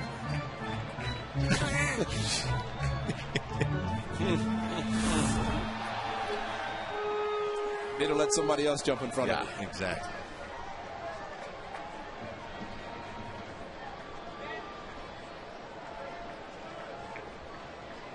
Sanchez moving to his left as Sanchez was moving. Jonathan moving. They have a special language. No swing. Ooh. Little help from Greg Gibson. Yeah. Aubrey Huff's talking to him. That's Oh, quite my goodness. a bit of a swing there by. Now, if you really want to make them angry, hit one out or hit the gap and just get on base. Wow. Almost looked like Derek Jeter when the Yankees were in town on back-to-back pitches. If Kurt swings any harder. Oh, man. Well, Aubrey Huff has the same view as the first base umpire. Well, the brightness of this afternoon, maybe that blinded a little bit of Greg Gibson's view to the plate. Or maybe Suzuki was so quick, lightning quick with the bat that he brought it back. He flipped the coin and it was the wrong one.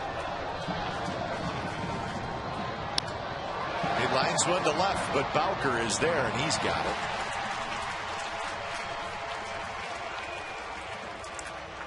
I would never last as a manager, Ray.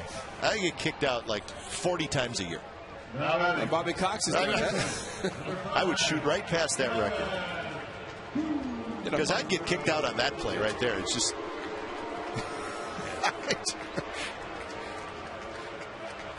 Oh, man. Bobby Cox does retire at the end of the season, which he said this is his last. Wonder who he's going to be yelling at in retirement. Himself watching the Braves games at home. You talk about being in the game and being serious about every game. He's fun to watch argue. He is great. He's got some Earl Weaver in him.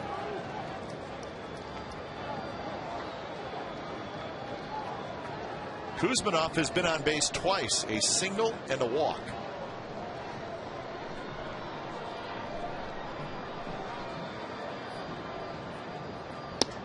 Curve for a strike, 1-1.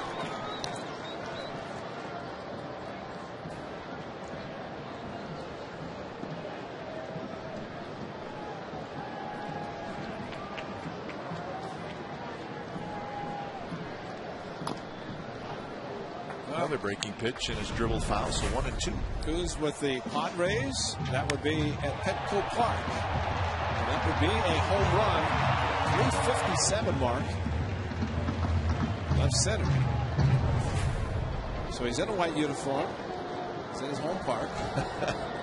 Sanchez is pitching. Yeah. He's looking for some runs. Martin dancing around a little bit. This will be pitch number 90 for Sanchez.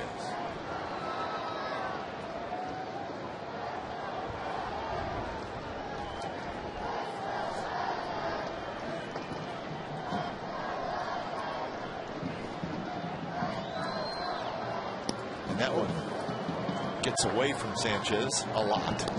Whiteside's able to make the play. Nice take something with it down low and having to reach up far to the right. Save a wild pitch.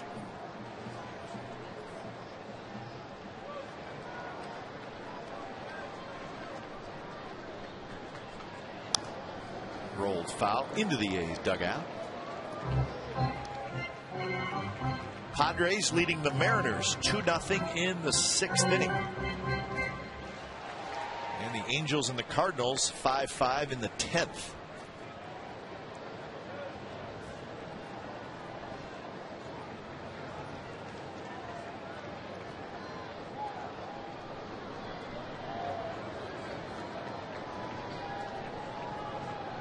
Another 2-2 to Kuzminov. And he swings at a pitch in the dirt, and that's a strikeout, and that's the inning. Fourth strikeout for Sanchez. Through 6, no score.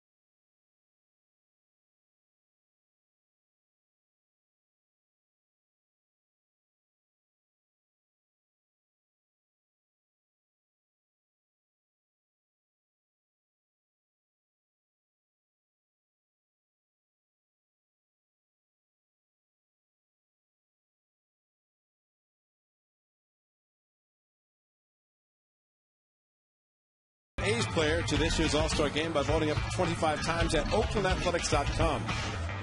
Visit OaklandAthletics.com and cast your ballots for your 2010 All-Stars. Vote early and vote often. Well, Ben Sheets is done for the afternoon. He was very good. 97 pitches, just 2 hits in 6 innings. Of course, no runs and 8 strikeouts. When it's time for a change, think Speedy Oil Change and Tune-Up, your oil change, tune-up, and smog experts. So Michael Wirtz takes over. Unfortunately for Ben Sheets, he's going to get a workout. No decision. So Wirtz is in. He'll face Aubrey Huff leading off the 7th inning. First pitch is outside. Huff, Uribe, and Rowan with the Giants. Just 3 hits in the game. 2 by the Giants, 1 by the A's.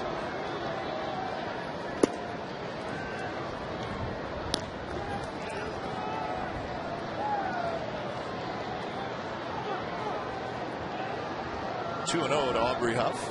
A walk and a strikeout so far. Outside 3-0. The Cardinals have just beaten the Angels 6-5 in 10 innings. The game just went final.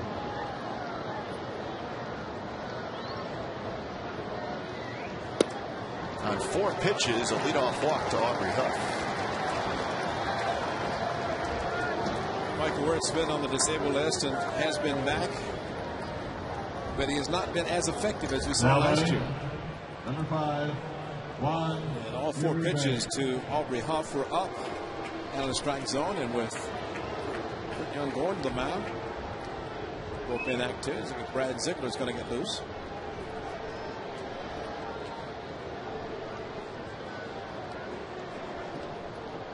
All right, did you see the sad news about Jose Lima? Jose Lima, right? Lima time. Just saw the report where he died of a heart attack today at the age of 37. Jose Lima. Jose Lima, yeah. Won 20 games for the Astros.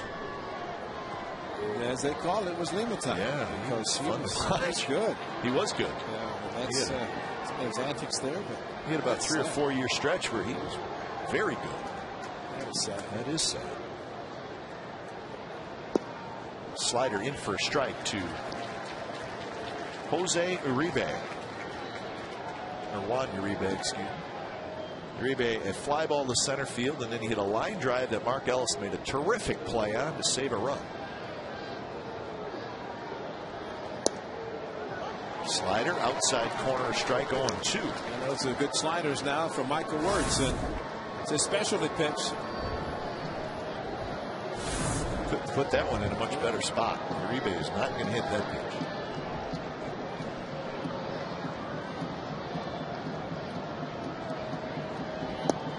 Uribe checked his swing. So Texas has lost, and the Angels lost. Good opportunity for the A's to pick up some ground in the division. Seattle losing 2-0 in the 6th inning.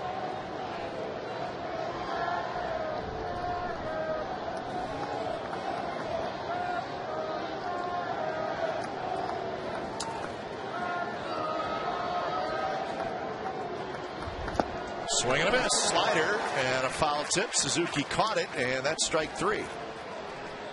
Uribe's trying to convince the home plate umpire that the ball hit the ground. Kurt Suzuki backhanded the ball. No, his first base umpire said that the ball hit the ground, so it's a foul ball. Bob Guerin's going to come out. That ball was in the air. The home plate umpire, Brian Knight, asked Greg Gibson, the first base umpire, did it hit the ground? And Gibson came down and said yes. No, he's asking to check the ball, not to get a new ball. Check it. He said there's no mark on the ball. Watch Suzuki backhand.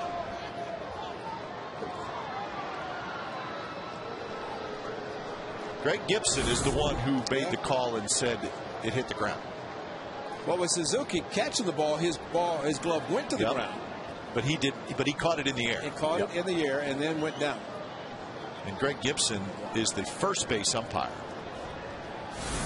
Zook did backhand it because it was a slider in the glove. Clearly, it's a bad call. Very, very bad call. Kurt was showing the home plate umpire. The guy's 95+ feet away, 90 feet away. And Uribe played it up, and he said, "Hey, that's Brian Knight, the home plate umpire." Oh, now we got somebody else pointing the fingers at somebody. Isn't that something? Gosh, another umpire. Miss a call, then you're going to point your finger at somebody? You got to be kidding me. And Guerin's been thrown out. And he's got a good beef here. It's a legitimate argument because that was a bad call by Greg Gibson.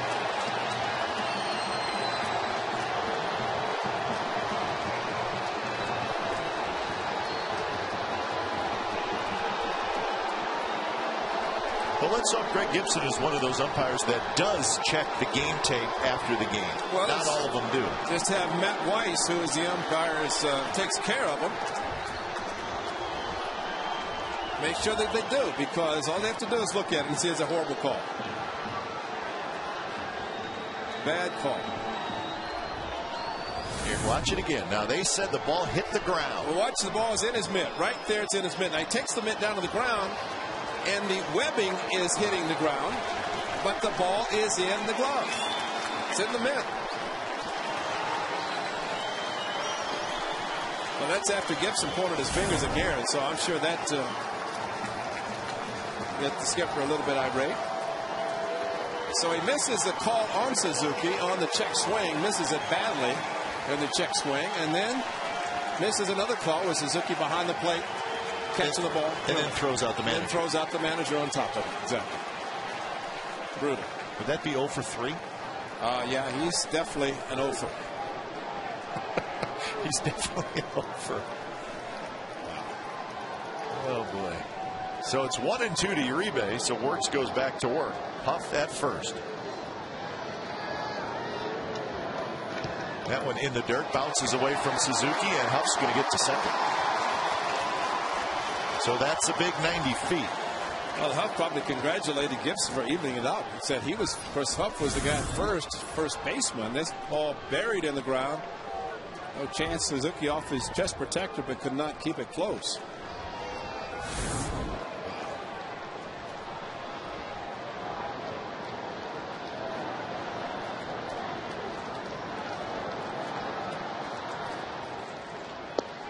and a miss. He got him with the slider. Uribe strikes out, and that's the first out. Well, folks, if you're looking for Sharks post-game live, it's airing right now on Comcast Sportsnet Plus, which can be found on Comcast Digital Cable Channel 410, DirecTV Channel 699, Dish Network Channel 451, or AT&T Channel 768. If you can't find Comcast Sportsnet Plus, log on to csncalifornia.com or call your local cable operator. So the Sharks season is over. They were swept and lost today to the Blackhawks. So the Blackhawks are going to the Stanley Cup Finals. The Sharks get close, but they cannot get to the finals. First pitch to Rowan is low. Yeah, they just keep building on that, and next year maybe it will be the Stanley Cup. But maybe a long postseason just to get there, and a lot of extra games.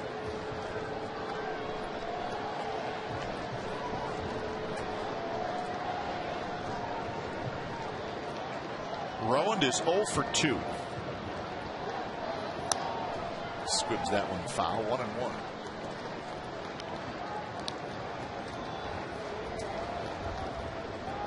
Rowan is a struggling hitter right now, and Wirtz will try to take care of him. And after Rowan, it's Renteria.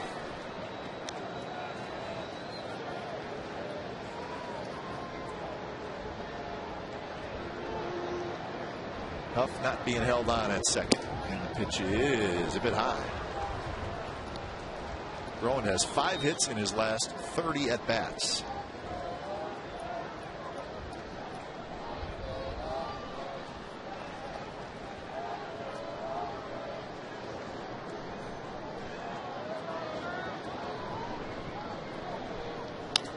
And he lines that one right to the third baseman Kuzmanov for the second out.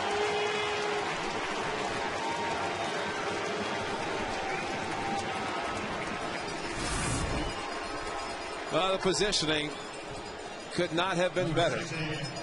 Another frustrated batter hitting the ball hard, but right at the third baseman Kuzmanov, and Uribe a couple of innings ago, a couple of runners on base.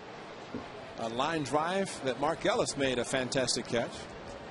The thing about Gibson, though, he's missed a high check swing with Suzuki hitting and a low ball in the catcher's mitt of Suzuki really behind the plate. So we don't know if he's a high ball umpire or low ball umpire. Exactly. And unfortunately, we won't know. Unfortunately, we won't know, because wherever the umpire is tomorrow, he'll be behind the plate, but we don't know where that is going to be. Here's Renteria. Back to Wirtz. And Wirtz is going to get out of the inning. The Giants are 0 for 7 with runners in scoring position in today's game.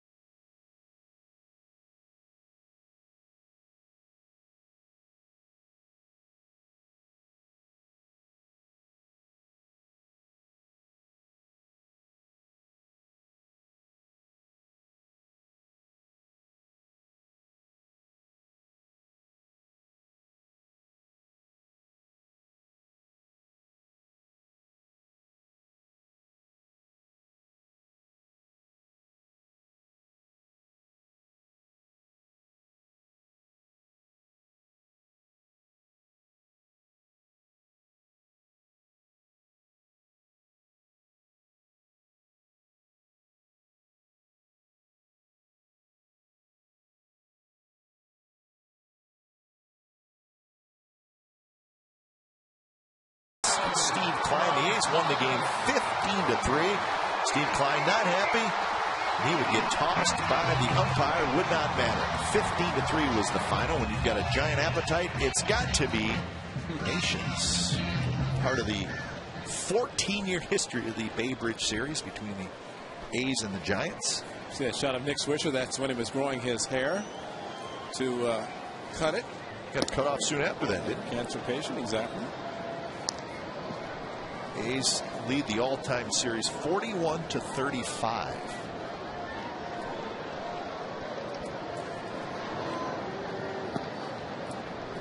Be Rosales, Ellis, and Fox against Sanchez, who is at 94 pitches.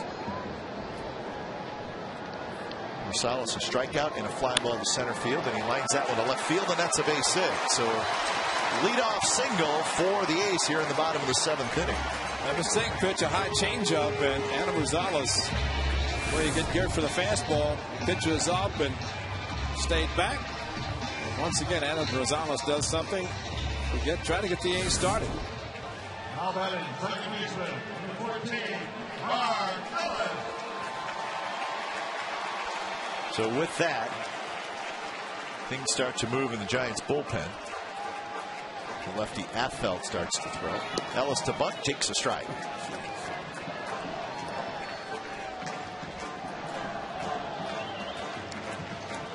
Well, he took the pitch, of course, the low strike once again. And now, I'm not hearing from the A's dugout. And he's looking over there. He's looking to find out who's doing the chirping. So it's rabbit ears are out today.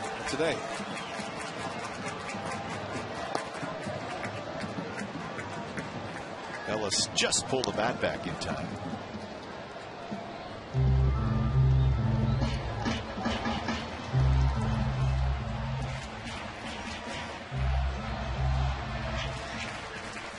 But umpires should have to wear headsets like we do so they can't hear. And then they don't have to worry about looking. Sandoval in. Ellis to bunt. He bunts it. Huff picks it up. Flips to Freddie Sanchez. Sacrifice for Ellis. Well executed. And the A's have the go-ahead run at second base with one out. Well, in this type of game, excellent play. Of course, Mark Ellis, one of the best at getting the ball down. Took a couple of low pitches. One called a strike, the other a ball, but gets the job done. A couple of opportunities for the A's to score their first run of the game. The A's have not scored an earned run. It's the 7th inning on Friday night. They scored 2. Won that game 6-1. Yesterday, unearned run, but they would take it. Yeah, I wouldn't say the A's have been an offensive juggernaut in this series either, but the great pitching has won them the first 2 games and just have to score more than the opposition. That's all. The A's knew facing the Giants, they were facing one of the best pitching staffs in baseball. So it was going to be low scoring regardless. Execution. And the A's have done that. And they'll try to do it here. Fox swing and a miss on a first pitch changeup. This will be pitch number 100 for Sanchez. He's got 4 walks, 4 strikeouts. He's allowed 2 hits.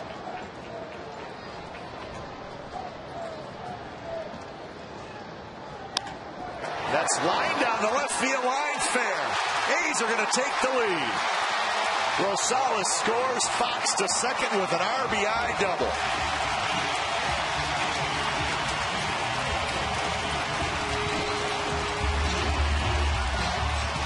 On the 100th pitch, he hung a breaking ball. He just threw him one that Jake Fox was way out in front. This time he hung it, and Jake Fox stayed back enough to smoke it to left field. Thought it might have a chance to hook foul. Hit it so hard, but it stayed fair by several feet. And the A's, a base hit on a changeup that was bad. Great sacrifice and a big hit by Jake Fox. So Sanchez will get a visit from the pitching coach. Jerry Blevins getting loose for the A's. We saw the Giants bullpen. And Ben Sheets again staying on the bench, now talking to Michael Words. But Jake Fox, so you know he's always aggressive. You don't like to throw him a lot of fastballs, throw him a breaking ball, and That's the man, Mike Gallego, with the busy right arm. Not too busy, but just enough. Just enough busy.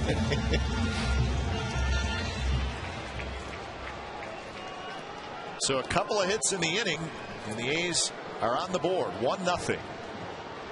Gabe Gross steps in.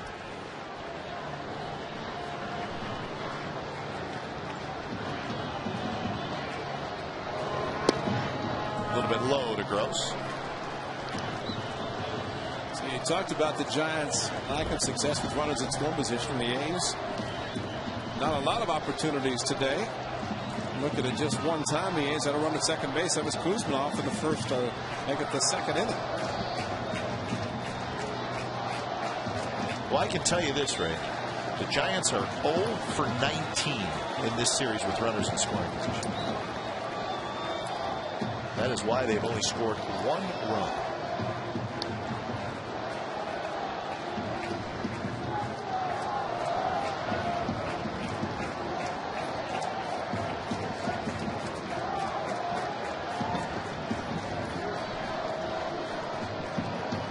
To Gross. Swing and a miss.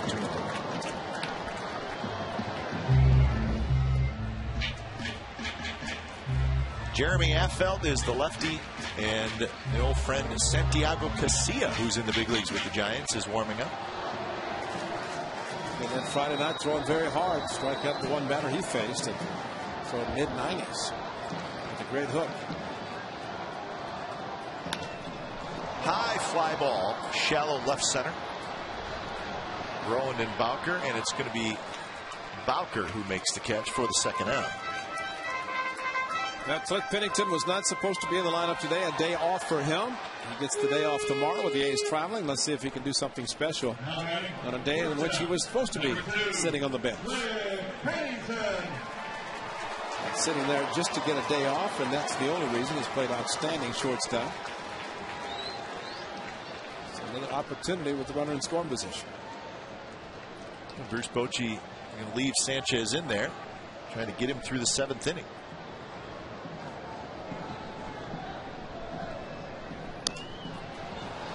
Shallow right field where Torres is there.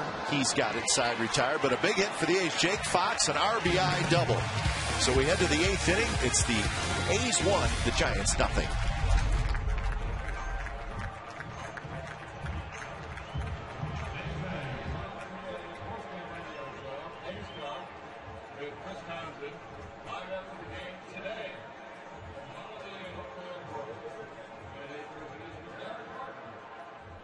You can win A's prizes and enjoy great food and delivery specials. The Holiday at Oakland Airport, 77 Hagenberg. That's today.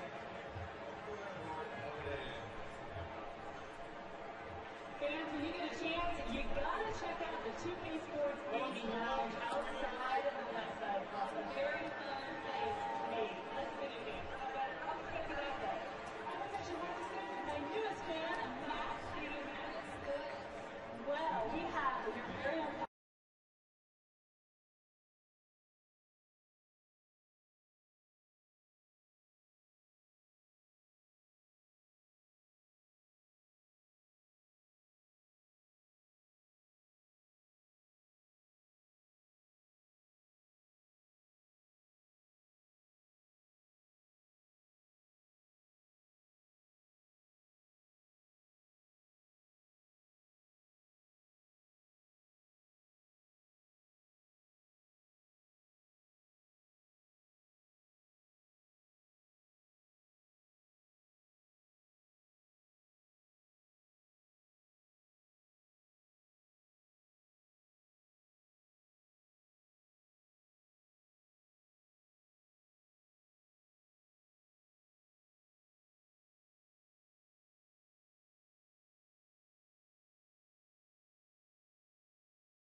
Sportsnet Plus, $4.10 on Comcast, $6.99 on DirecTV, and Dish Network and AT&T. If you can't find Comcast Sportsnet Plus, go to csncalifornia.com or call your local cable operator. It's Sharks post game live on Comcast Sportsnet Plus. Jerry Blevins takes over, 8th inning. We've got a pinch hitter for the Giants. It's Matt Downs. So Downs is hitting for Bowker, so a right-handed hitter. Gabe Gross goes to left. Ryan Sweeney comes in the game, and he's in right. Swing and a miss by Downs. So when it's time for a change, think Speedy Oil Change and Tune-Up, your oil change, tune-up, and smog experts. 19th appearance for Jerry Blevins.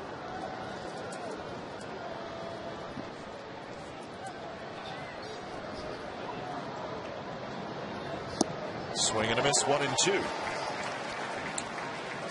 Set up perfectly for Jerry Blevins, who, when he pitches his best, is down there, down low, and of course getting the calls from the home plate umpire, whether it's swing and a miss, called strike. Ryan Knight has been pretty consistent in that zone today. Curve, a little pop up. And that's going to reach the seat.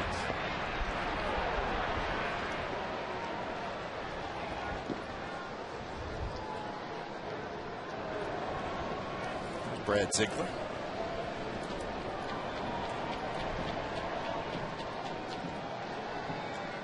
So 1-2 to Downs. He'll be followed by Whiteside and then the top of the order, Torres.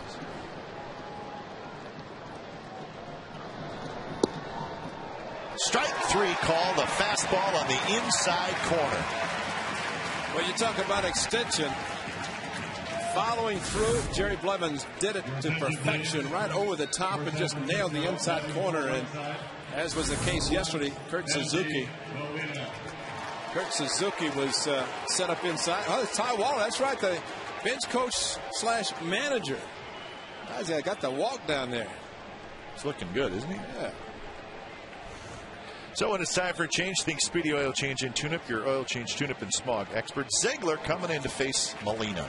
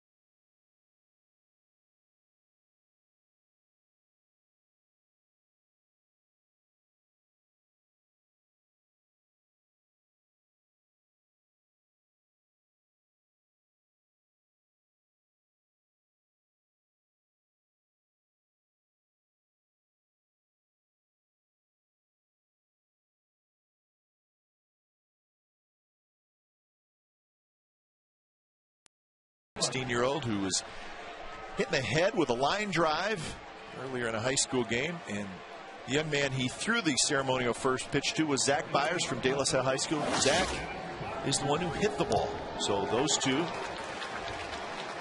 friends, and we wish all the best of luck to Gunnar Sandberg. He's hit in the head, and he's on his way to recovering. Both the teams, the Giants and the A's, gave him bats. He's got some souvenirs to take home. Well, nice to see all the teammates behind him as he threw out the ceremonial first pitch today, and definitely wish him well. Get a chance to see the young man in the A's clubhouse, and nice for all the A's players, and I'm sure the same on the Giants side, as you mentioned, to welcome him into their home. He's got a good seat, he and his teammates. So we certainly wish him the best of luck. Benji Molina reaches out and pokes one down the left field line. Gross races over to cut it off. Molina will stop at first with a one-out single. So Molina pinch hitting for Whiteside, reaches out and pokes one down the left field line. Well, for most people, this is a double. Fortunately, it was Benji Molina running, and he got to first base. Not even a thought of going for two. Well, it's going to be an issue here because Molina's going to stay in the game and be the catcher because he hit for the other catcher, and he's the tying run. So it's going to take at least a couple hits to get Molina around to score for the Giants. So that's something to keep an eye on in this inning.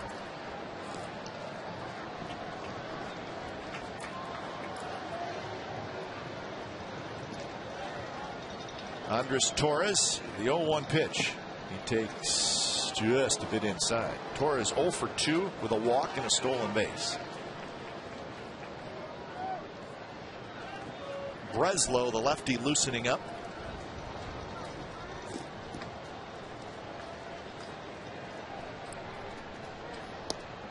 Another pitch inside. Torres pulls back out of the way. 2-1. Freddie Sanchez on deck.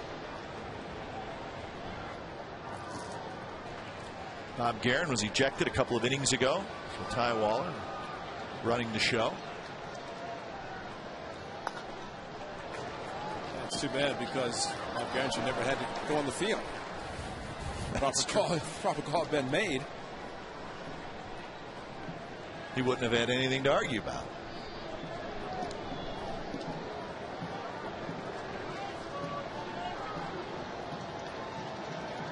Two and two. Ball's popped up, and it's going to be playable. Pennington, Kuzminoff, and Kuzminoff makes the catch for the second out. I always like those plays because you try to figure out, okay, now who hit the ball, who's on first, we won't let the ball drop. In this case, I would say catch it. Don't think you want to put Torres on instead of Benji. No. This was a big at-bat by Sanchez in the 4th inning, and it's happened twice today for the Giants after leadoff walks. And that one's bounced to second. And just like that, Ziegler's out of the inning, and again, the Giants do not score. 1-0, bottom of the 8th coming up.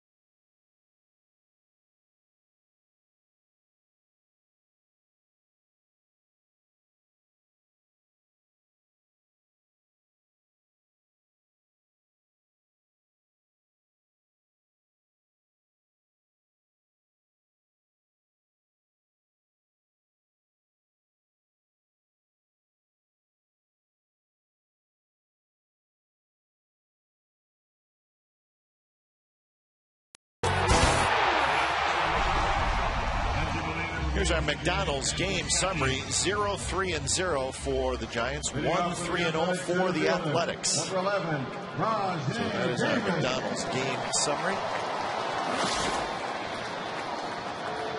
So Rajay Davis, the top of the order. Jonathan Sanchez back out there.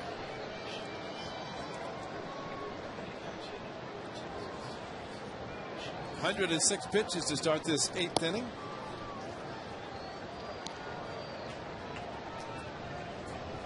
And nice vote of confidence. I agree. You know, It's his game. Yeah. And it's not his fault that it's trailing by a run. It's lack of offense by his teammates. But get the opportunity, and again, I think he is Bruce Bochy and Dave Righetti probably seeing in this. There's Matt Cain, who had an 8-inning complete game yesterday, losing side, a 1-0 game in which he gave up 0 earned runs. But you know, it's one thing if Sanchez has lost a little bit, but he's not. He's still pitching as effectively. So we'll see what happens as this inning progresses. Maybe batter to batter as Phelps continues to warm up. 3-1 pitch. Good pitch at the knees. 3-2. Outfield changes for the Giants.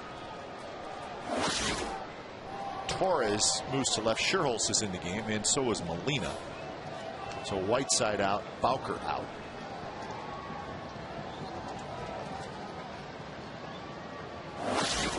(3-2) to Rajai Davis, and he walked him.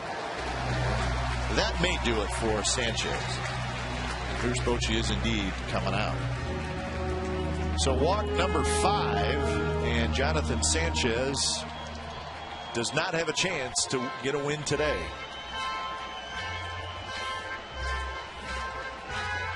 So when it's time for change, think Speedy Oil Change and Tune-Up, your oil change tune-up and smog experts.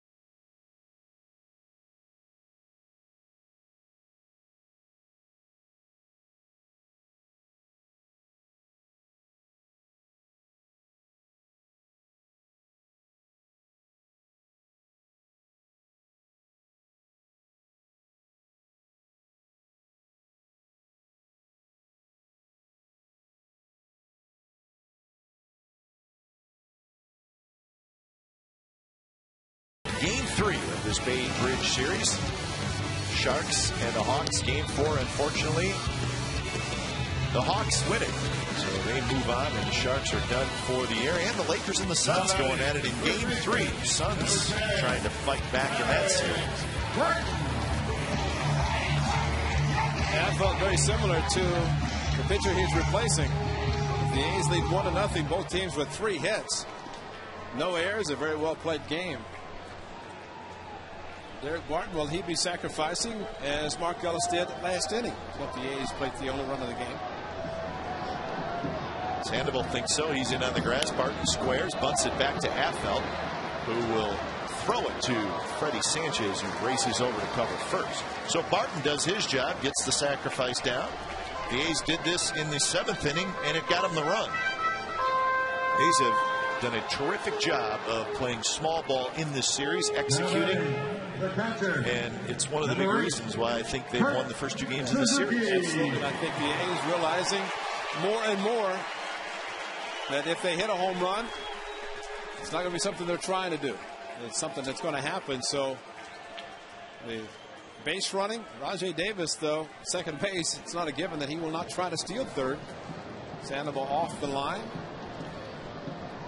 At least a couple of opportunities for the A's to try to score the second run.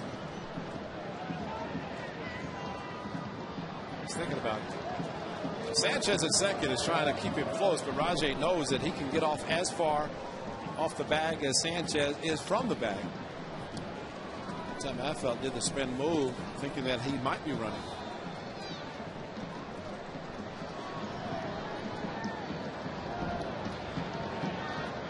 Sanchez moving in a little bit. First pitch to Suzuki in for a strike. Kurt is 0 for 3. He's hit a couple balls hard. He lined out to center field and then lined out to left field. So grounded to short.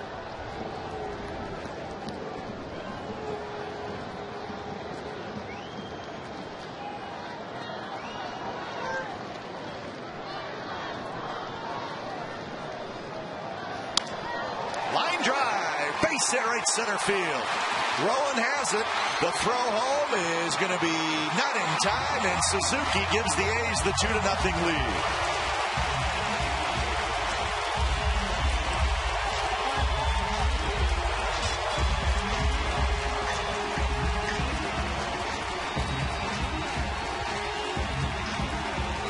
RBI number 16 for Suzuki. And I felt kind of quick pitching. That's the fastball to the outside part of the plate for Kurt Suzuki. What a great job of hitting. As that felt on the first pitch, they threw him his quick pitch strike. Suzuki was ready this time. Rajay held up momentarily to make sure the ball dropped in. But great hitting as Kurt Suzuki continues to use the right center field, left center field, and everything in between. And this time drives in an insurance run. So here's Kuzminov to close the book on Jonathan Sanchez. Both the runs belong to him, 7+ innings. 111 pitches. And this time, first we started to mention about the Giants twice having leadoff walk. And there's another hit. Kuzminov off the end of the bat, drops it down the right field line. Suzuki's going to go all the way to third. It's a little flare off the end of the bat. Dang it. So first and third, one out.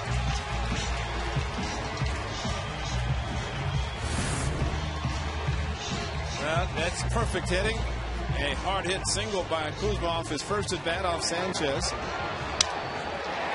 the trainer and Dave Righetti going out to talk to the pitcher. And stopping Suzuki at third base.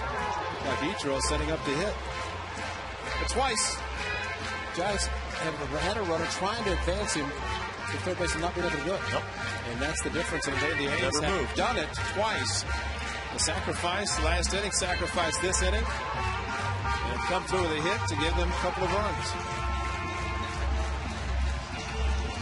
And the A's have had just enough clutch hits in this series.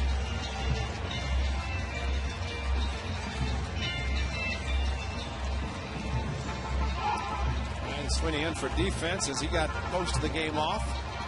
Now he's up in a situation, and I felt he's going to have to come out of the game.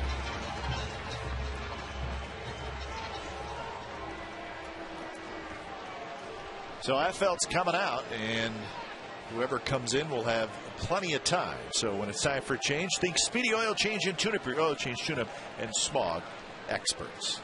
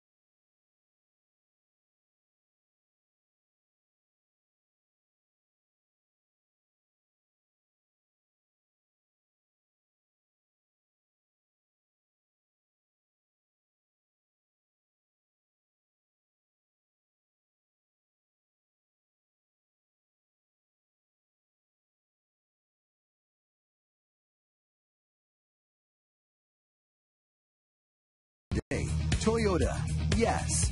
By Xfinity, the next generation in home entertainment. Now available in the Bay Area and coming soon to the Central Valley. And by Chevy, with a full lineup of award-winning cars, trucks, and crossovers.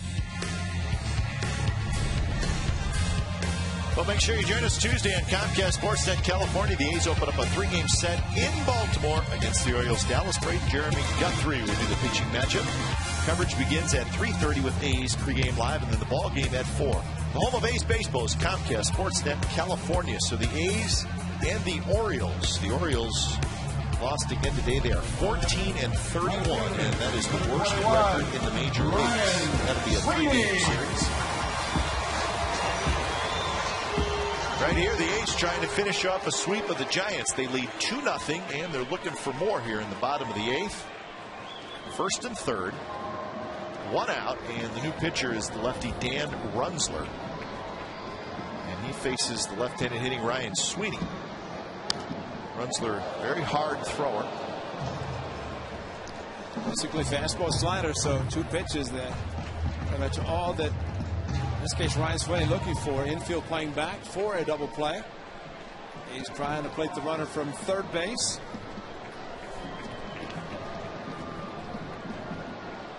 That runner is Suzuki with Kuzminoff at first. Way outside. A walk, a sacrifice, a single, and a single. And an insurance run for the A's, and maybe more. Bailey's been loosening up. He's ready to go out in the A's bullpen.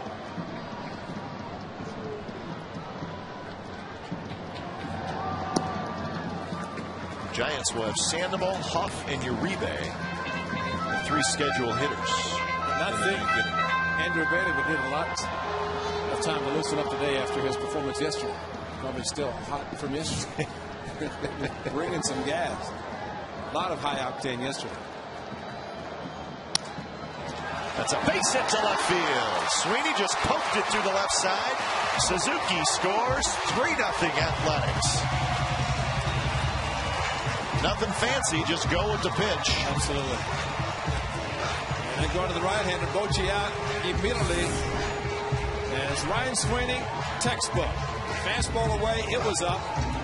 And he just guided the ball to left field. Right in that 5.5 hole between short and third. So we got another pitching change. It's the 4th pitcher of the inning for the Giants.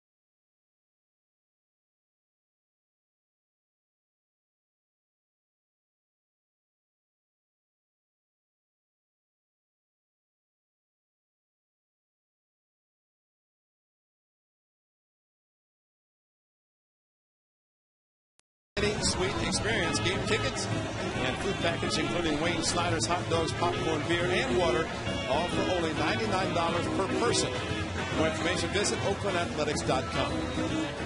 We got our own mini suite up here. I like it. We just need Chef Roddy to bring some of those sliders.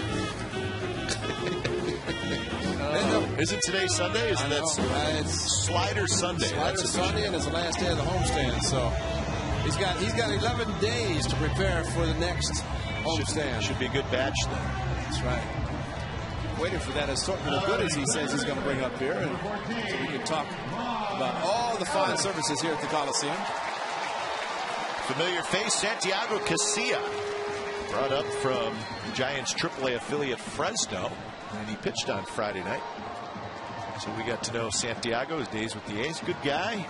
Well, the one thing that showed Friday night, and unlike when he was with the A's, kept falling off towards the first base side and actually hurt his right leg by pounding it into the turf following through, but he's kind of squared himself up to a mid-90s fastball and a great curveball Friday night. Not so much the slider that we had seen. Good heater. Well, his stuff with the A's was terrific, but just never had the confidence, or just could not put it all together. 69th player to play for both teams.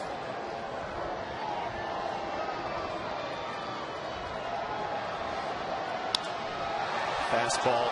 Ellis turns on it and drives it deep, but fouled on the left field line. So 0-2. But he was picked up by the Giants, sent him to AAA, and now he's back in the big leagues.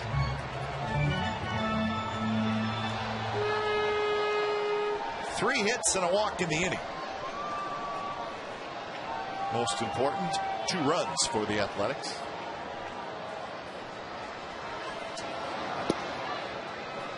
A curveball that stays inside.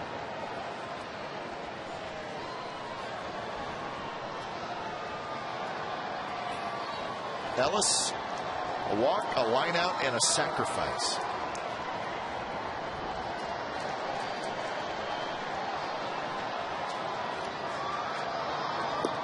There's the curveball, and it's low. 2-2.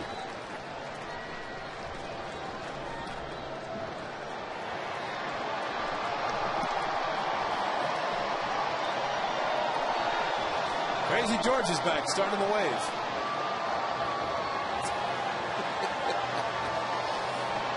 Oh my! Thought that was long gone. Bring it back in the throwback jersey, maybe. Maybe.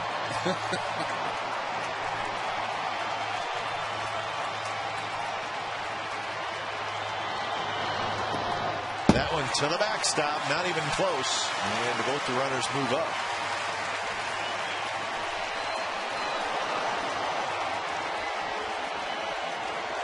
It's a wild pitch. Looked like Molina may have got his glove on it. Well, he kind of snatched at it. One that you, like say, catcher moved the body, but Benji just kind of reached after it. And it was thrown so hard it got by him.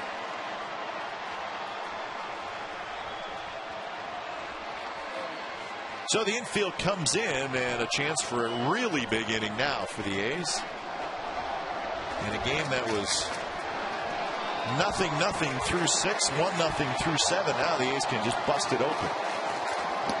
And Ellis swings at a fastball outside, and he strikes out. Ball ran on him. This one stayed up, and just a 97-mile-an-hour fastball the outside part of the plate. Nothing else. The Giants might have found a reliable reliever. Maybe. Because he was actually had not pitched that much at AAA. Went on the disabled list, came back, was throwing hard, striking out guys. So here's Jake Fox. He had the big hit in the game. It was a RBI double in the 7th inning that scored Adam Rosales to give the A's the 1-0 lead.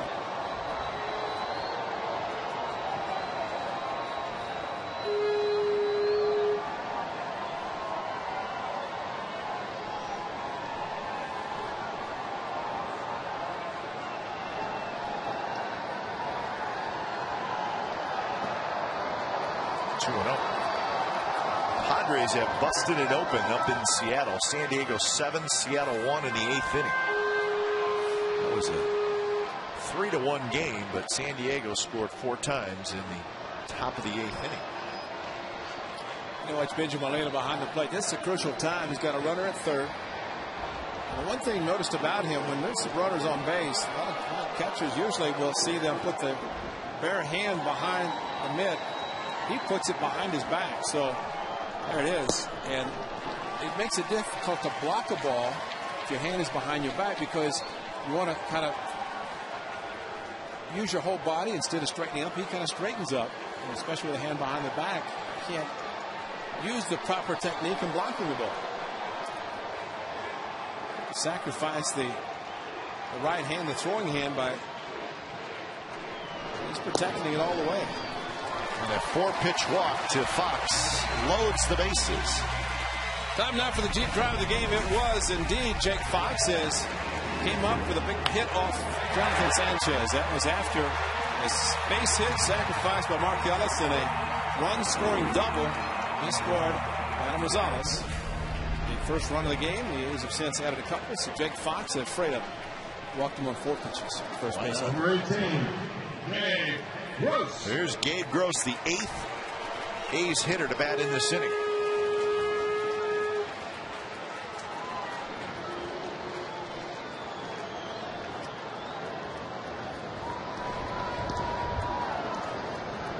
First pitch to Gross is a fastball at 96 right there. Gross is 0 for 3. He's grounded out a couple times and hit a fly ball to left field. Andrew Bailey is kind of trying to stay loose. You had to think that the A's score again. But with the off day tomorrow, he might pitch regardless. 0-2 to Gross. Good curveball there from Casilla.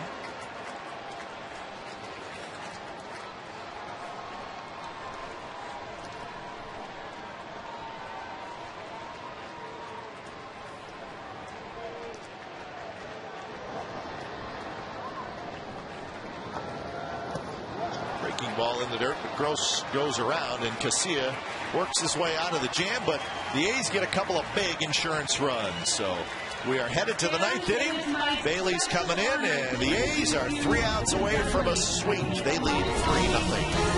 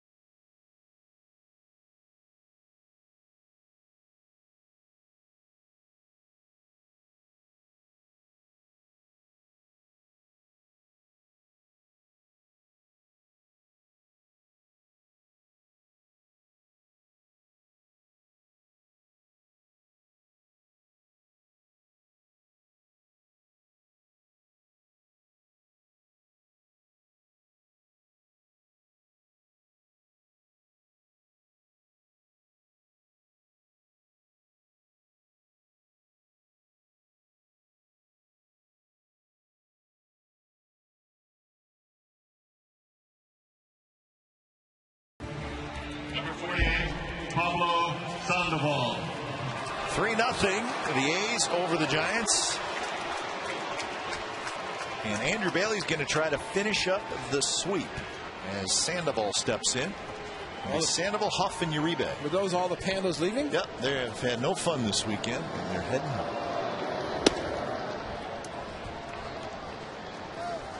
Most of them headed home. Sandoval is 1 for 3. It has been an absolutely dominating performance by A's pitching staff. 1 run and 14 hits in the series. That's all they've allowed. That's it.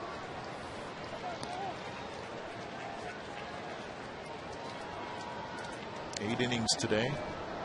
The Giants have 4 hits in the last 15 innings.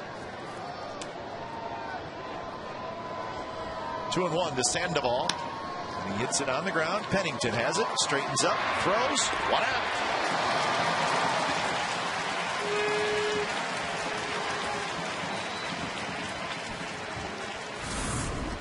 But Pennington, boy, this looked familiar a couple of weeks ago. Gabe Kapler found out, although Derek Martin, all he had to do was catch it about chest high and pump his fist. He didn't have to reach over that far. So here's Aubrey Huff. Bailey threw 30 pitches in getting the save yesterday. He had to work for it a little bit.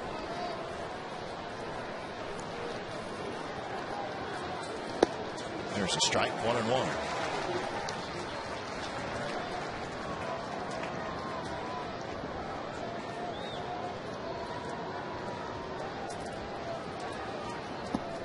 There's a good curve, but Huff lays off.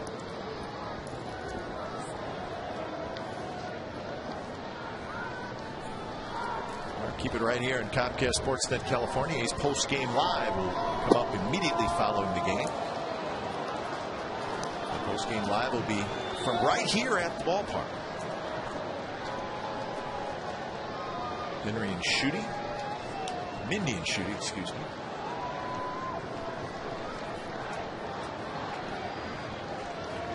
(3-1) to Aubrey Huff, and he pops a foul back. He's dropped off today, velocity 92 with that 3-1 fastball. I think it's more of a throw and a strike, unlike yesterday when he only had a 1-run lead coming into the 9th inning. A little wiggle room now thanks to the 2 runs the A's scored in the bottom of the 8th inning. 3-2 to Huff. He gets a high pop up, and that's going to be out of play. Still a tough fastball to get through on, and Huff is finding that out, and Huff's a pretty good fastball hitter. Well, he knows he's going to get nothing but fastballs. No reason for Andrew Bailey to throw anything but the heater.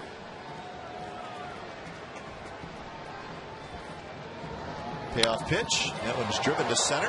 Rajai Davis going back, still going back, but he's got room. He turns around. He makes the catch. 2 outs.